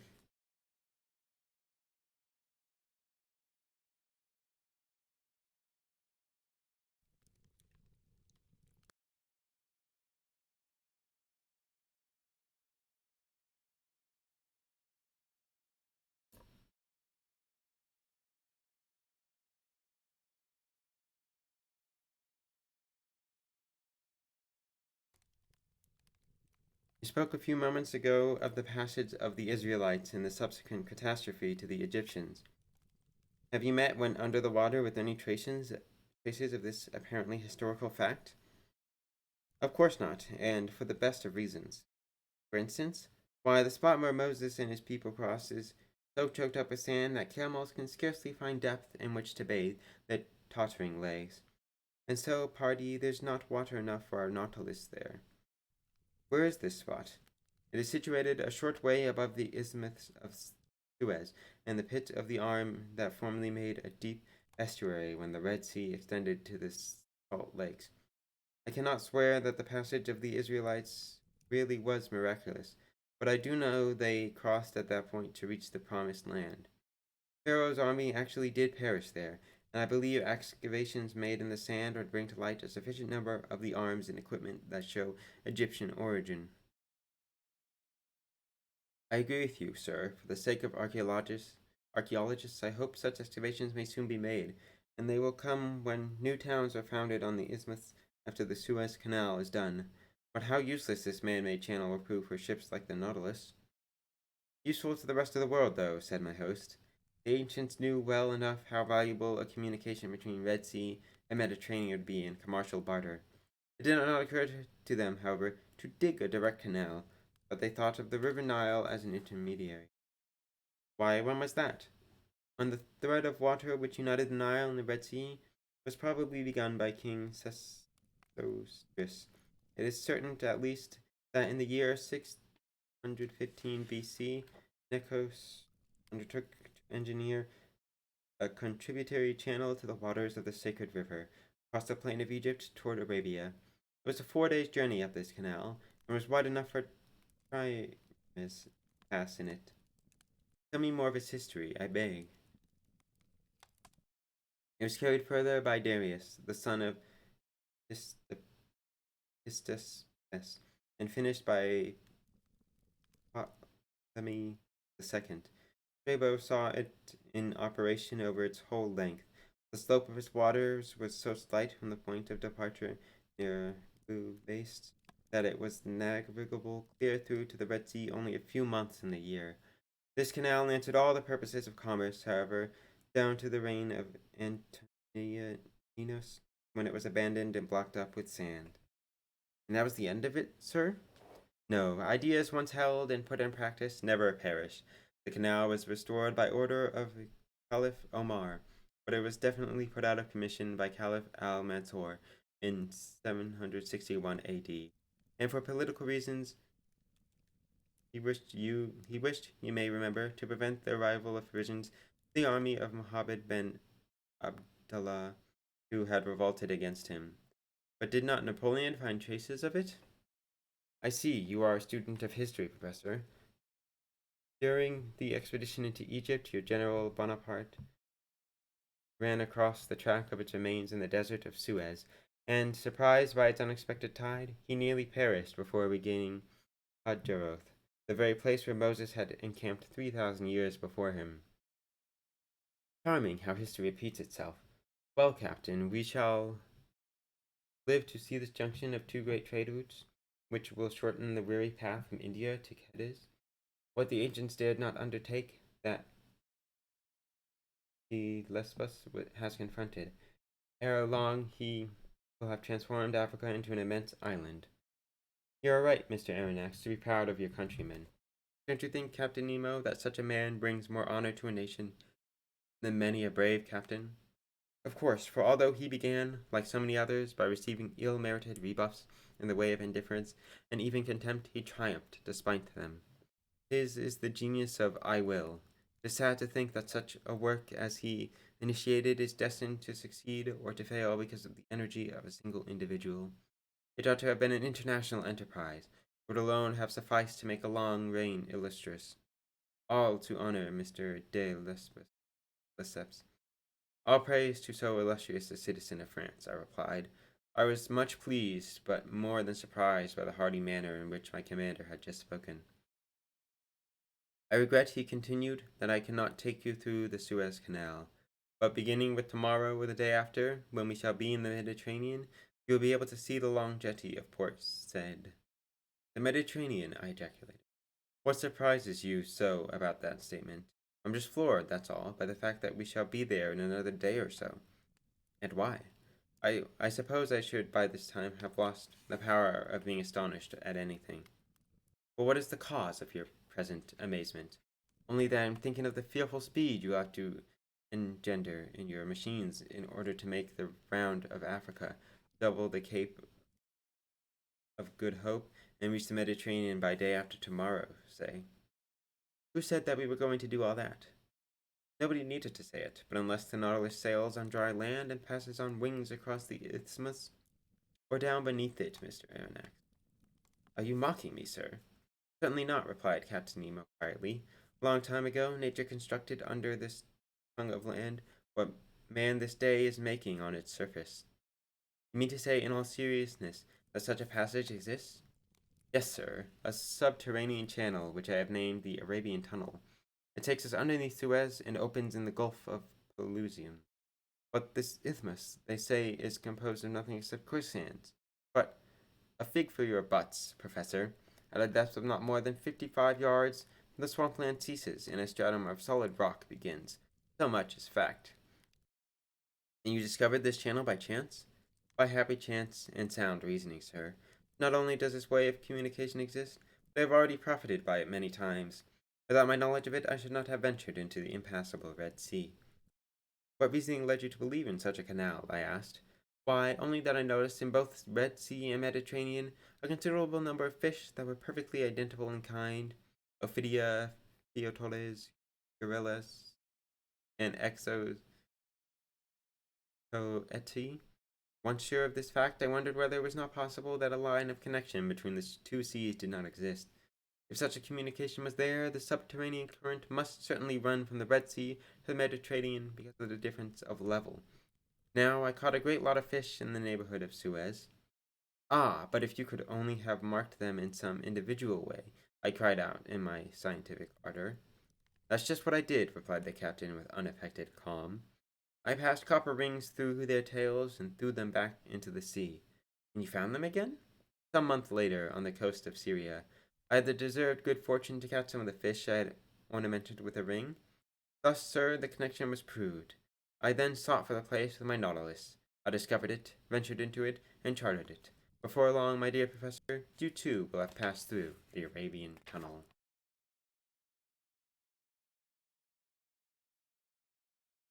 This chapter. Hello, Lala. I'm not sure why I said that dramatic. There's hello. There was a bot, which I don't get many bots, which surprises me actually.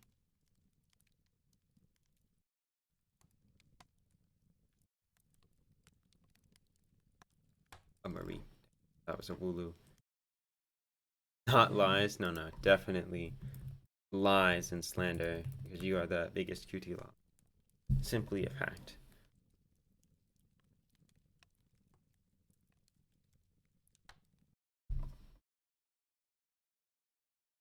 Simply the truth. They say this, I don't know.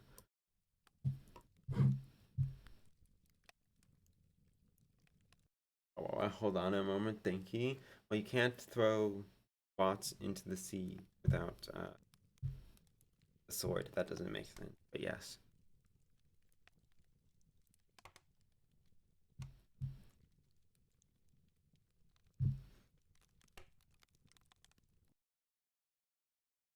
That was also a very long chapter.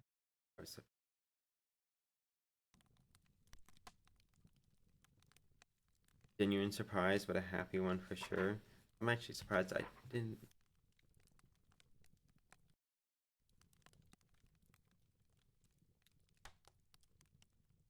What else escapes my mind?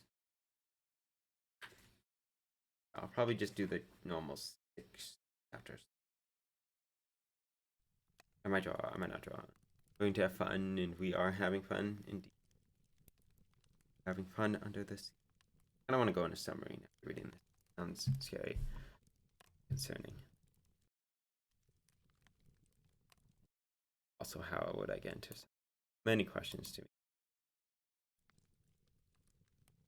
Anyway, I shall continue the reading.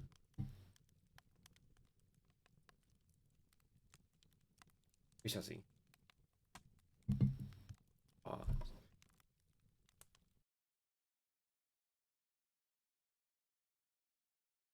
Part 2, Chapter 5, Under the Isthmus.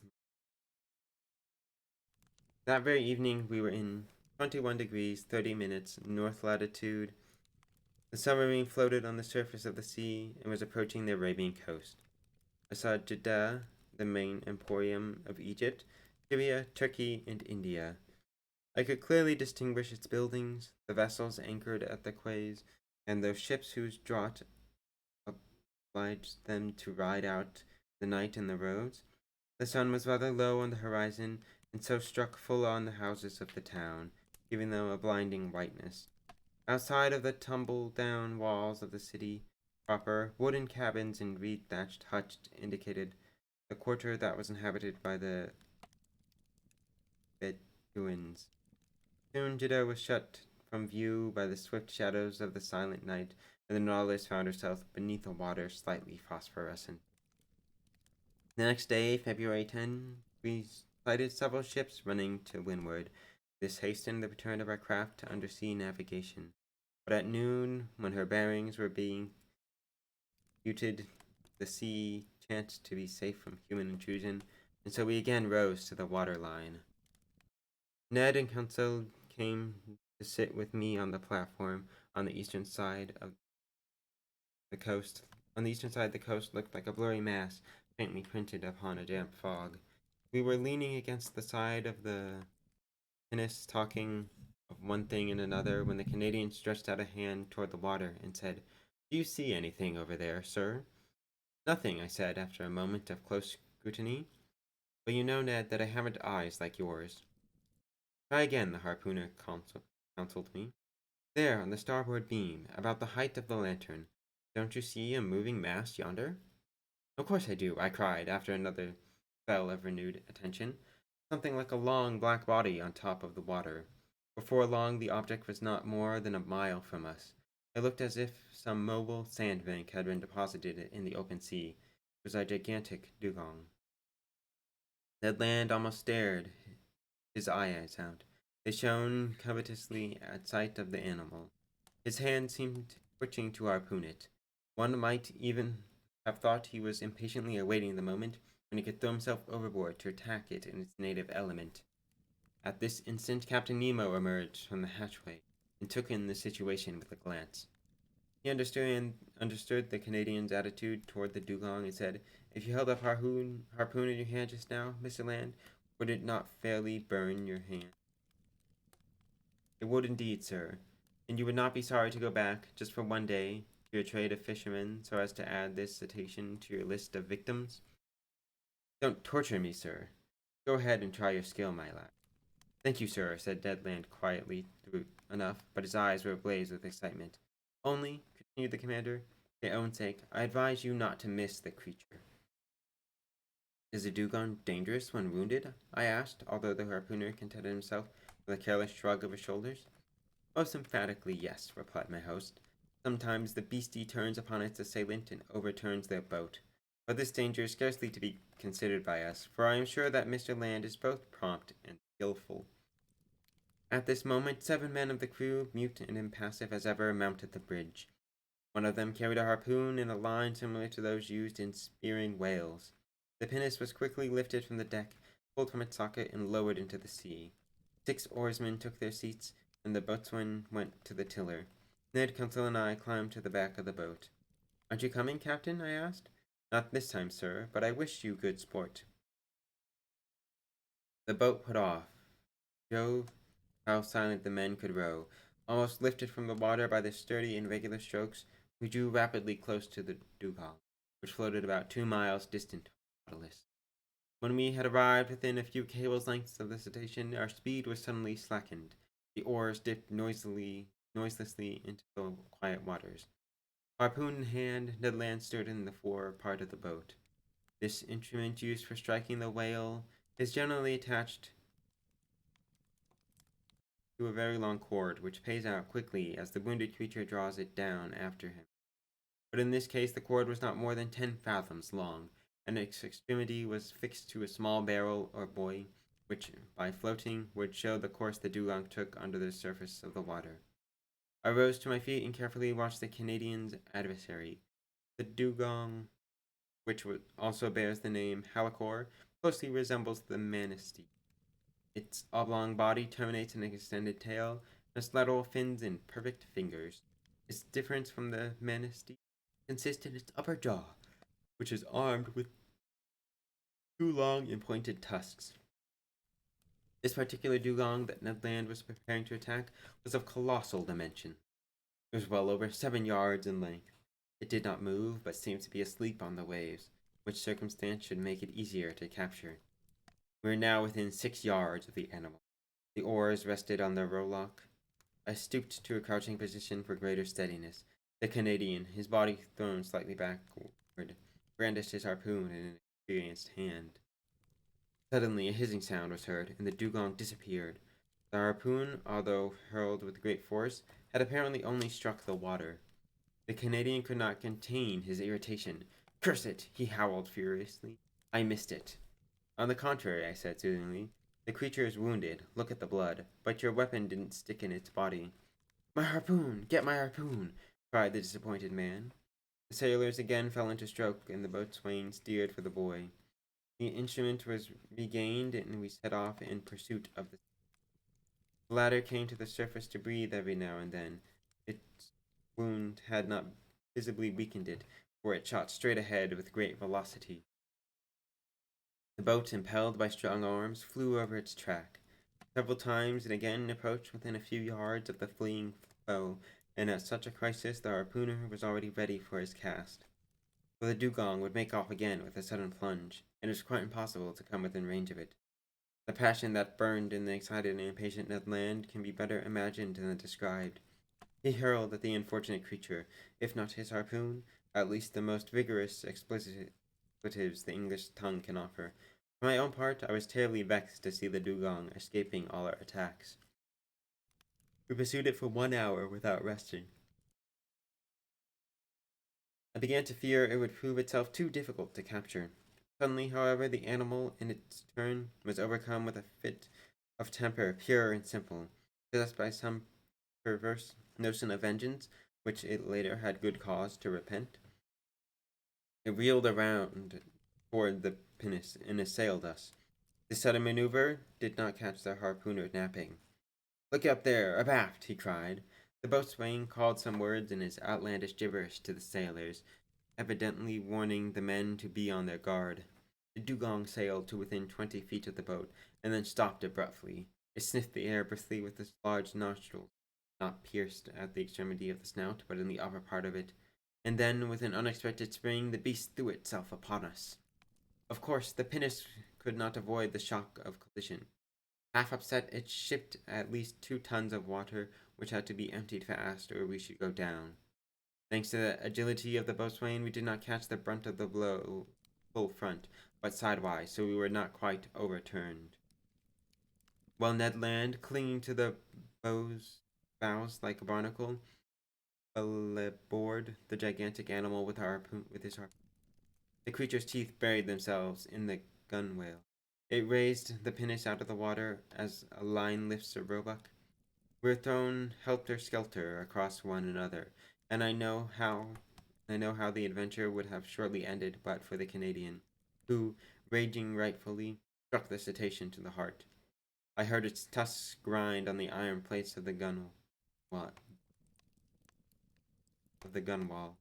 and then the dugong vanished, carrying the harpoon off with it. But the barrel boy soon returned to the surface, and a moment later the body of the animal followed it, belly upward. The boat reached it in a few vigorous strokes, and we towed it triumphantly back to the Nautilus. It required tackle of enormous strength to hoist the dugong onto the platform. It weighed 10,000 pounds. The next day, February 11, the larder of the submarine was supplied with more delicate game than cetacean blubber. A flight of sea swallows rested on our ship. They were a species of Sterna nilotica, peculiar to Egypt. The beak is black, the head is gray and pointed, the eyes surrounded by white spots, the back, wings, and tail of a grayish hue. The belly and throat white, the claws red. Ned and Conseil bagged some dozens of Nile ducks. This bird has a high flavor because of its wildness. Its throat and upper part of its head are white with black spots. About 5 o'clock in the evening of this day, we sighted to the north the Cape of Ras Mohammed. The promontory forms the tip of Arabia Petraea, as the country is named, that stretches from the Gulf of Suez to the Gulf of Aqaba.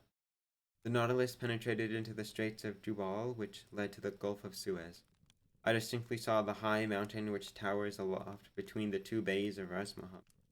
It is Mount Horeb, that Sinai, at the top of which Moses saw God face to face.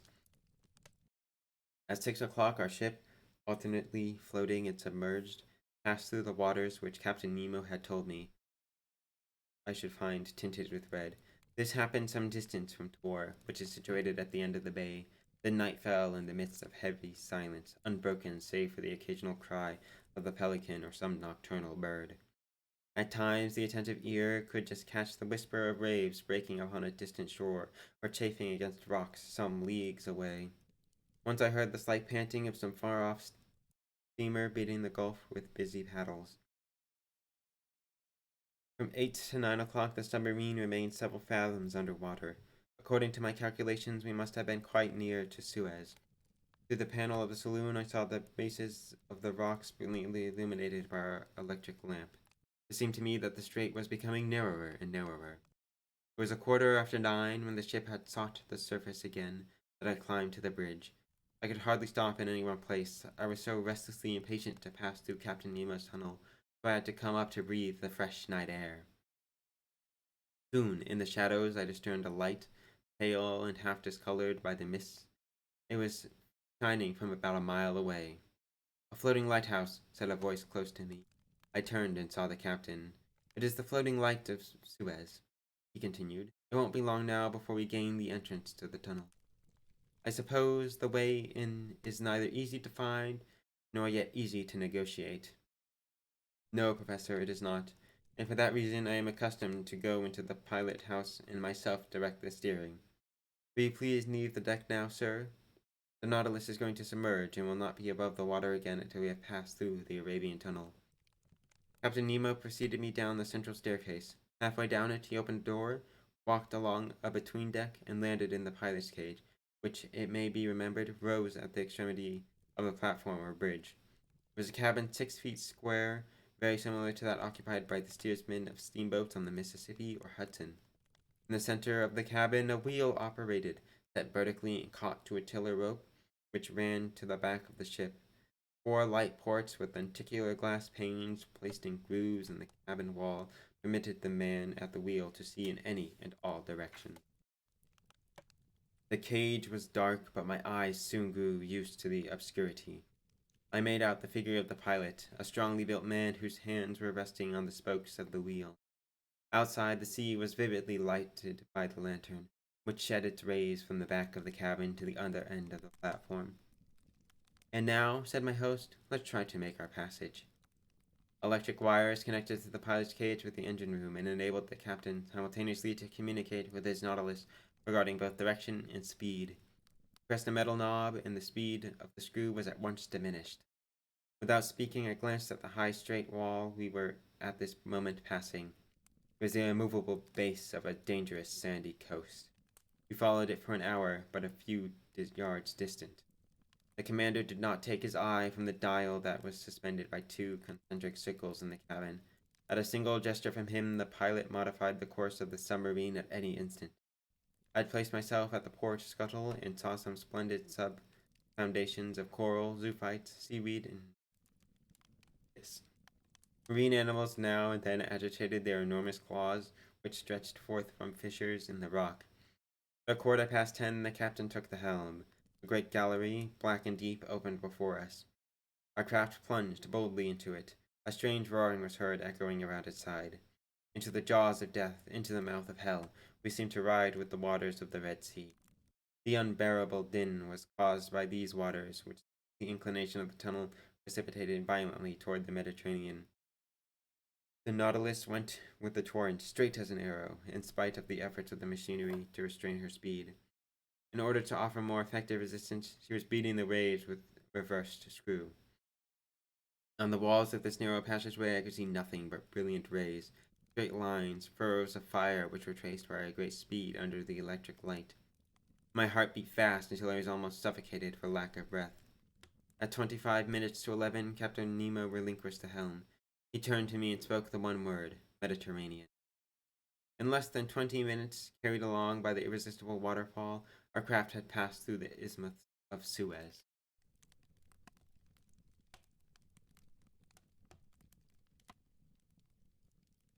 Pause.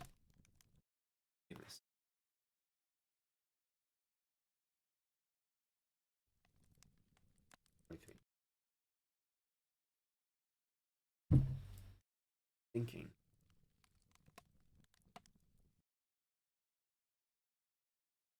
What the?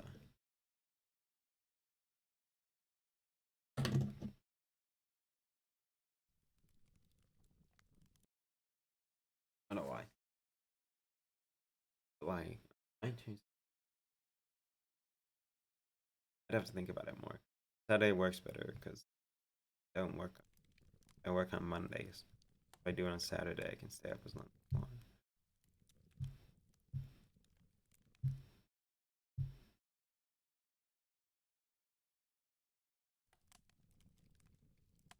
But that's a matter for later. Later for me to think about. Thoughts are things. Oh, that doesn't make it. Whatever.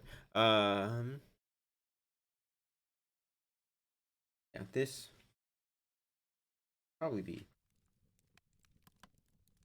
Okay. That's just it. My voice. But maybe it's just, and I never catch up, which is fine. By the way, bum.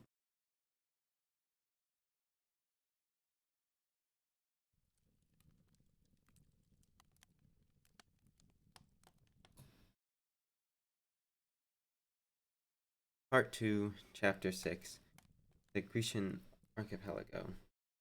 The next day, the 12th of February, at dawn, the Nautilus rose to the surface. I hastened up to the platform. 3 miles to the southward, the dim outline of Pelusium was to be seen. A torrent had carried us from one sea to another. About 7 o'clock, Ned and Conseil joined me. Well, sir, naturalist, said the Canadian, greeted me in a slightly mocking tone. How about the Mediterranean? We are floating on its surface at this very moment, my friend. What? Exclaimed Conseil, much taken aback. Right now? Yes, sir, I replied, greatly enjoying the picture of my ordinarily phlegmatic servant. Right here and now. It took but a few minutes last night for us to pass the impassable isthmus. I don't believe it, asserted the Canadian. Ho ho, Mr. Land, I continued. That does not alter the fact. This low coastline which rounds off to the south is the Egyptian shore, and you, Ned, who set such store by your eyes, can see the jetty of Port Said yonder, stretching out into the sea. The Canadian stared grudgingly in the direction indicated. Criminy, but you're right, sir, he cried, and your captain is the best ever, if you ask my opinion. We're in the Mediterranean, even though we simply can't be here. Good, fine, hurrah! And now, if you please, we'll talk over our own little affairs, taking care that nobody overhears us. I knew, of course, what the Canadian meant by our own little affairs, and I was convinced that any conversation on this point would be of no avail. Still, it might be better to let him free his mind by talking in case he desired to. So the 3 of us walked over and sat down near the lantern. We were less exposed to the spray of the billows. Now, Ned, I am all ears. What have you to tell me? What I have to say is very simple. We are back in European waters. Now, before Captain Nemo's crazy winds drag us once more to the bottom of the polar seas, or lead us to Oceania, I demand to leave this hokey-pokey Nautilus. I wished in no way to shackle the freedom of my companions, but I certainly had no inclination to abandon our commander. Thanks to him and his apparatus, I was coming each day nearer to the completion of my submarine studies, and I was rewriting my book on undersea depths while in the very element with which my work dealt. Should I ever again have such a chance to observe the marvels of the ocean? No, 1,000 times no. And I found I simply could not force myself to quit the Nautilus before my cycle of investigations should be completed. Ned, I asked, answer me frankly. Are you tired of being on board? Are you sorry that destiny threw us into Captain Nemo's hands? The harpooner was silent for some moments before he answered. Then he crossed his arms on his chest and said, I can't honestly say I regret this trip under the seas. I shall always be glad to have made it. But now that the journey is over, let us have done with the thing. That's my notion. It will come to an end sometime, Ned. Where, for heaven's sake, and how? I can't say, for I don't know. But I suppose it will conclude when the seas have nothing more to teach us. Then exactly what may we hope for? Demanded the Canadian. We can certainly hope that circumstances will come up by which we can and must profit as well in 6 months as now. Bingo, that's a long sentence of punishment when one speaks so easily of 6 months at a time. Where shall we be by then, sir naturalist? In China, for aught I know, but Ned, you must remember that our submarine is a fast traveler. She goes through water as swallows skim the air, as an express train disdains the rails beneath her. She does not fear frequented seas, so who can say that she may not beat the coast of France, England, and America, where flight may be attempted by us just as advantageously as here? Ah, Mr. Aronnax, ground the harpooner. Your arguments, like the swallows as you speak of so feelingly, are all up in the air. You talk in the future tense. I shall be here, you will be there. We shall be yonder. Me for the present tense. I am here. We light out in a hurry. There is no time like now. The worst of the matter was that I believed Ned to be in the right of the argument. His logic pressed me hard. I hesitated because I did not know how to overcome his direct plea. Let's get the straight of this, Professor, continued my tormentor. If Captain Nemo should offer you your liberty this minute, would you take him up? I honestly don't know, I answered. Well, suppose you felt sure the commander would never repeat his offer, in case you turned it down now. Would you accept it then? Look here, my lad. Here is my last words. You can't trust to Captain Nemo's good nature in letting us escape. Common prudence forbids his setting us free. Common sense bids us grasp the first real chance to escape. You're talking a lot of sense, Professor. Keep it up. There's only one more thing to say. Our first effort to flee must be well timed and carefully planned. Our first attempt must be successful. If it fails, we shall never get another opportunity, and our commander will never forgive us. True enough, responded the Canadian, but your remarks are still pretty general for me. They apply to 2 years hence as well as to 2 days. The question before the house is, if we get a good chance right away, shall we grab it? Yes, absolutely. And now, my boy, what do you mean by a good chance? Why, when a dark night brings us within swimming distance of any European coast, and we're trying to save ourselves without life preservers or stopping for provisions of any kind. Get my meaning fine, Mr. Aronnax. If we're near enough to the shore and the Nautilus is on the surface, we'll just go over, and the devil can take the hindmost. If the shore is a stiff bit away, however, and our craft is submerged, why, I'd try something else. For instance?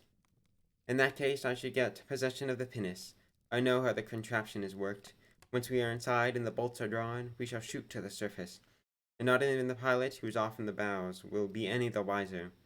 All right, my friend, keep your weather eye open for an opportunity, for don't forget, the least hitch will ruin us. Not likely I'll forget it, sir.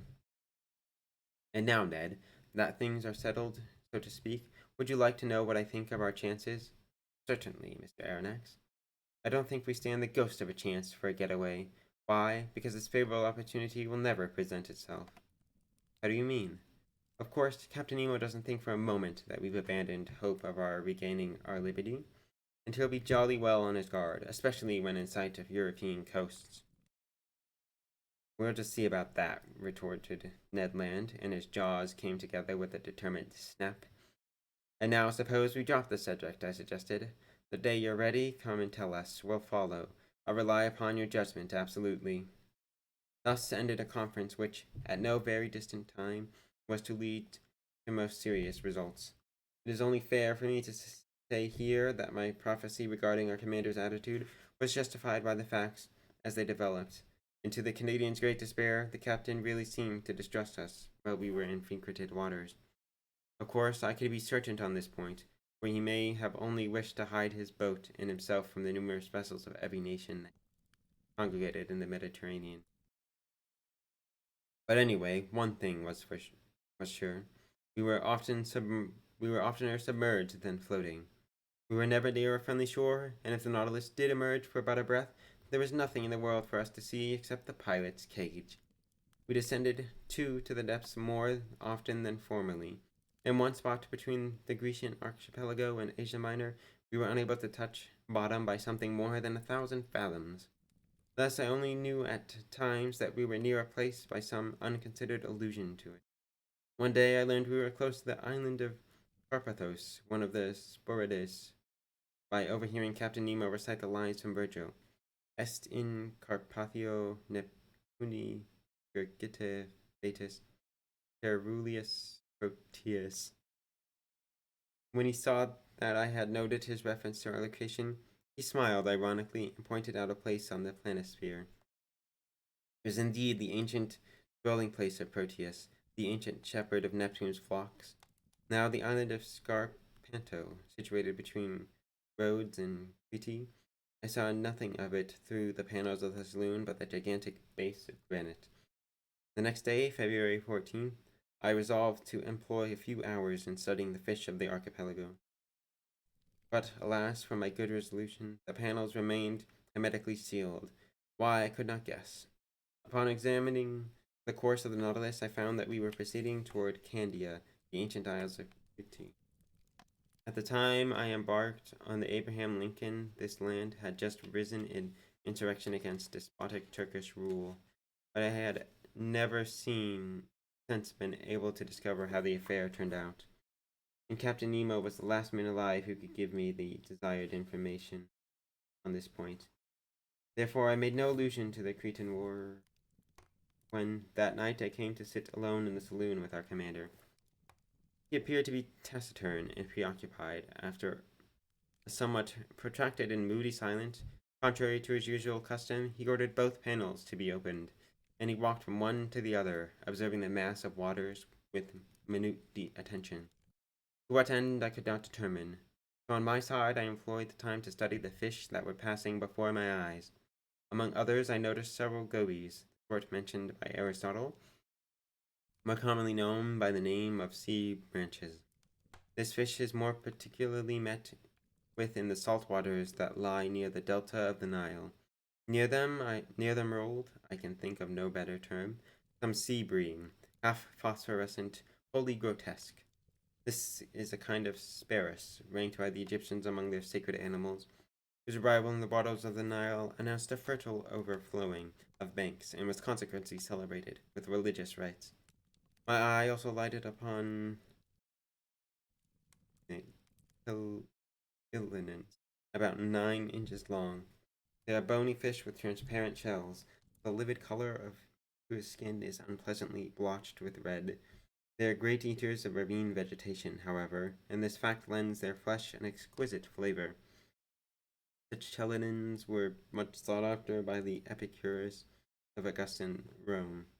Their meat mingled with the soft roe of the lamprey, peacock's brains, and tongues of the Henicoptera composed that divine dish of which Vitellius was so enamored. Another inhabitant of the sea's depths drew my attention an instant later, and likewise led back my mind to recollections of pagan antiquity. It was the remora that fastens itself to the shark's belly. This small tyke, according to Latin authors, by hooking itself in sufficient numbers to a ship's bottom, could retard its movements, and some of them, by holding back the swift vessel of Antony during the battle of Actium, helped Augustus to regain the victory. On how slight a thread depends the destiny of nations. I further observed some fine Antheia, which belonged to the order of Lectins. These fish were held sacred by the Greeks, who attributed them the power of hunting marine monsters from waters they infested. Their name signifies flowers, and they justify this title by their shaded colors, which run the whole gamut of red, from pale rose to bright ruby, and by the fugitive tints that cloud their dorsal fin. My eyes could scarcely leave these wonders of the ocean when they were struck by a most unexpected apparition. In the midst of the waters, a man appeared, a diver who carried at his belt a leather pouch. It was not the dead body of a man abandoned to the waves. It was a living man who swam with a strong stroke and who disappeared from time to time to take his breath at the surface. I turned swiftly to Captain Nemo and called to him in an agitated voice. "Here's a shipwrecked man. He must be saved at any price." The commander did not answer me directly. He came over to where I was standing and leaned against the panel. At this moment, the man approached us and, with his face flattened against the glass pane, looked in at us. To my great amazement, Captain Nemo signaled to him. The diver answered the greeting with a wave of his hand, mounted immediately thereafter to the top of the waves, and did not appear again. "Don't worry," said my host. "It is Nicholas of Cape Matapan, surnamed Pesca. He is well known through all the Cyclades. What a bold fellow he is! Water is his native element, and he lives in it more than he does on land. He is always swimming from one island to another, even as far as Crete." "You know him, then, Captain?" "Why not, Mr. Aronnax?" As he said this, the commander walked toward a piece of furniture, a kind of strong box or safe, that stood near the left panel of the saloon. Beside this, I saw a chest bound with iron, and on the lid of this there was a copper plate which bore the monogram of the Nautilus with its device. Without seeming to notice my presence, the captain opened this strong box, and I saw that it had held a great pile of gold ingots. What could be the source of all this precious metal, which represented an enormous sum? Where did my host gather his gold? And what was he about to do with it? I did not say a word, but I looked on open-mouthed. I saw my strange companion remove the ingots one by one and arrange them methodically in the chest, which he filled to the top. I estimated the contents roughly at more than 4,000 pounds weight of gold. That is to say, nearly $1,000,000. The chest was securely fastened, and the captain wrote on the lid in characters which must be those of modern Greek. This done, he pushed a button, the wire of which communicated with the quarters of the crew. 4 men appeared, and not without great effort pushed the chest, which ran on heavy casters out of the saloon. Later I heard them hoisting it up the iron-souped staircase by means of block and tackle. "Pardon me, Mr. Aronnax, what were you saying?" my companion inquired politely after the door had closed upon the crew. "I was saying exactly nothing, sir." "Then if you will permit me, Professor, I shall wish you a good night and pleasant dreams." Whereupon he turned and left the saloon. I returned to my cabin, if the truth must be known, in a somewhat perturbed state of mind. I vainly tried to convert myself to sleep. I was seeking the connecting link between the appearance of the diver and the chest filled with gold. After a little, I felt, because of a certain pitching and tossing, that our vessel was quitting the depths and returning to the surface. Then I heard footsteps on the platform, and I knew they were unfastening the pinnace and launching it. Once it grazed the side of our submarine, then all was still. 2 hours afterward, the same noise, the same bustle, was renewed. The pinnace was hoisted aboard, replaced in its socket, and the submarine again plunged beneath the waves. So, these millions had been transported to their address. What point on the continent was their destination? Who was our captain's correspondent or partner? Next day, I related to Conseil and the Canadian the events of the night which had aroused my curiosity to fever pitch. My comrades were no less surprised than myself. "But, good Lord, where does he send his dinged millions to?" demanded the mystified sailor. To that there was no possible answer. After partaking of breakfast, I returned to the drawing room and set to work. Until 5 o'clock in the evening, I employed my time in arranging my notes.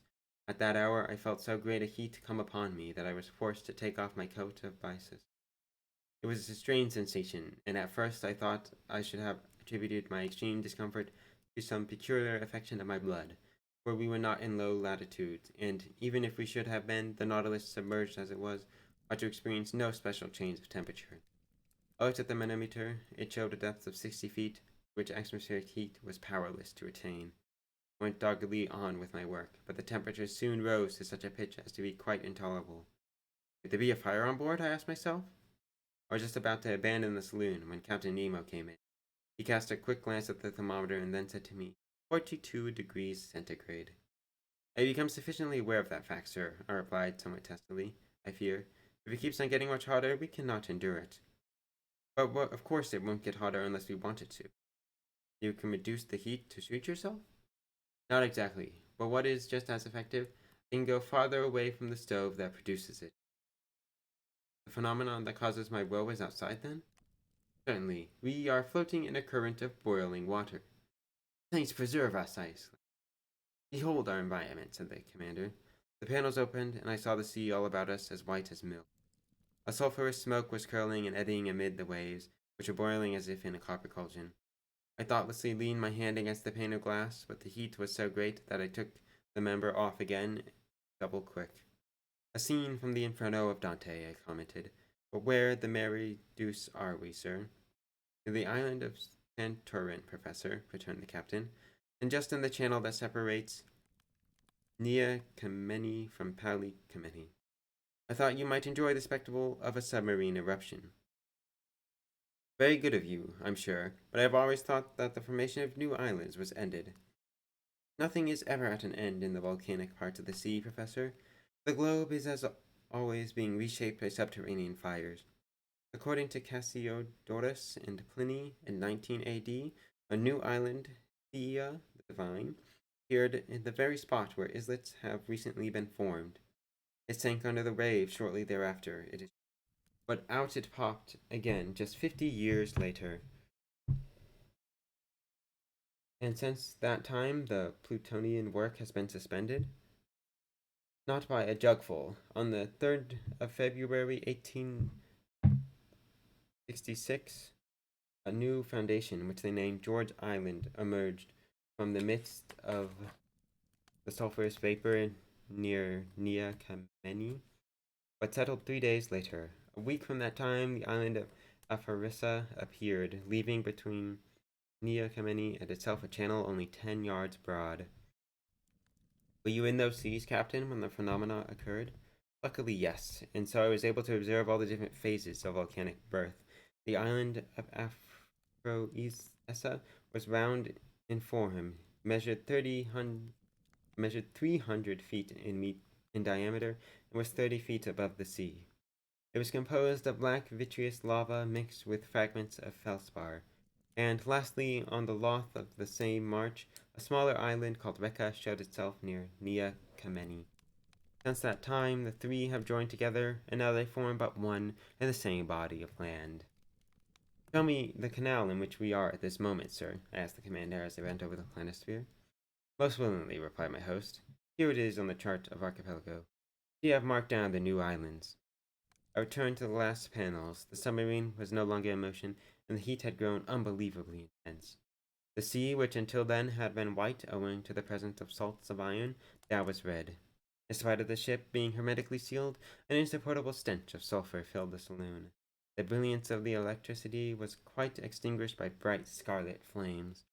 I was in a steam bath. I was suffocating. I was being broiled alive. I can't bear it any longer in this boiling water, I said to the captain after a few moments of suffering. Nor would it be prudent for us to do so, Professor, my impassive companion said. An order was given, the submersible tacked about on another course, and left the furnace it could not brave with impunity. A quarter of an hour afterward, we were breathing fresh air on the surface. The thought came to me that if Ned Land had hit upon this part of the sea for our flight back to civilization, we should never have come out of this liquid, steam, and fire alive. The next day, the 16th of February, we left the basin that intervenes between Rhodes and Alexandria. It was reckoned to be about 1,500 fathoms in depth. Our ship, passing by some distance from Cerigo, sailed away from the Grecian archipelago, first having doubled Cape Matapan.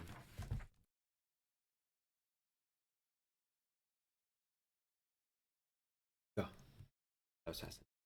Not it.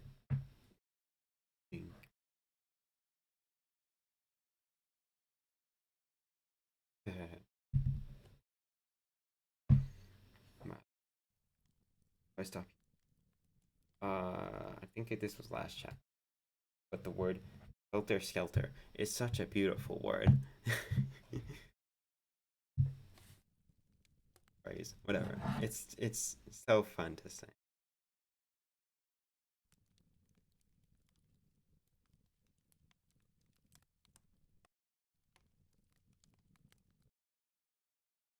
I don't know. That was just on my mind since I read it, and I didn't comment on it. You caught the Weedle. Let's go. should use it more though. Just like shove it in my brain. Say helter skelter all the time. I don't know how I would use it in a sentence naturally, but surely I can.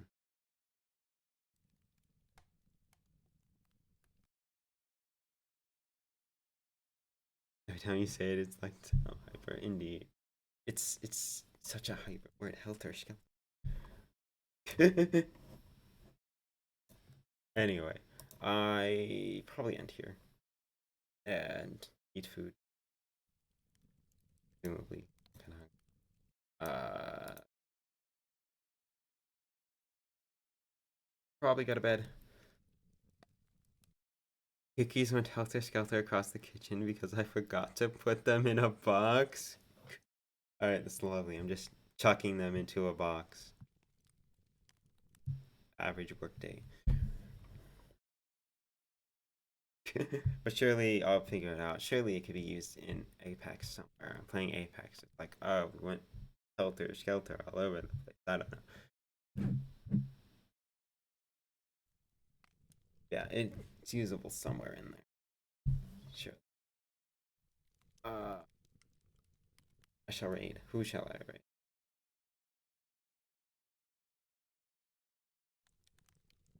Okay, important question for you, Lala. 1, 2, or 3?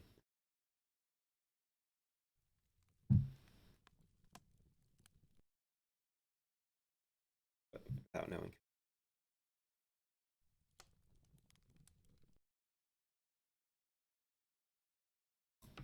3? 3 is Choppy.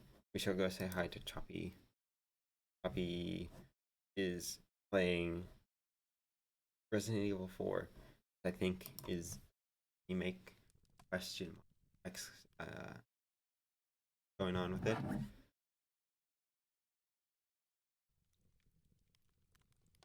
My commands. These are my commands. Amazing. Yes, Leon Kennedy. Leon Kennedy indeed. Shall say hi to Choppy.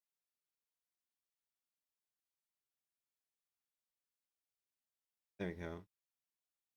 Channel has follower or subscriber only. But thanks everyone for coming. Hope you enjoyed 20,000.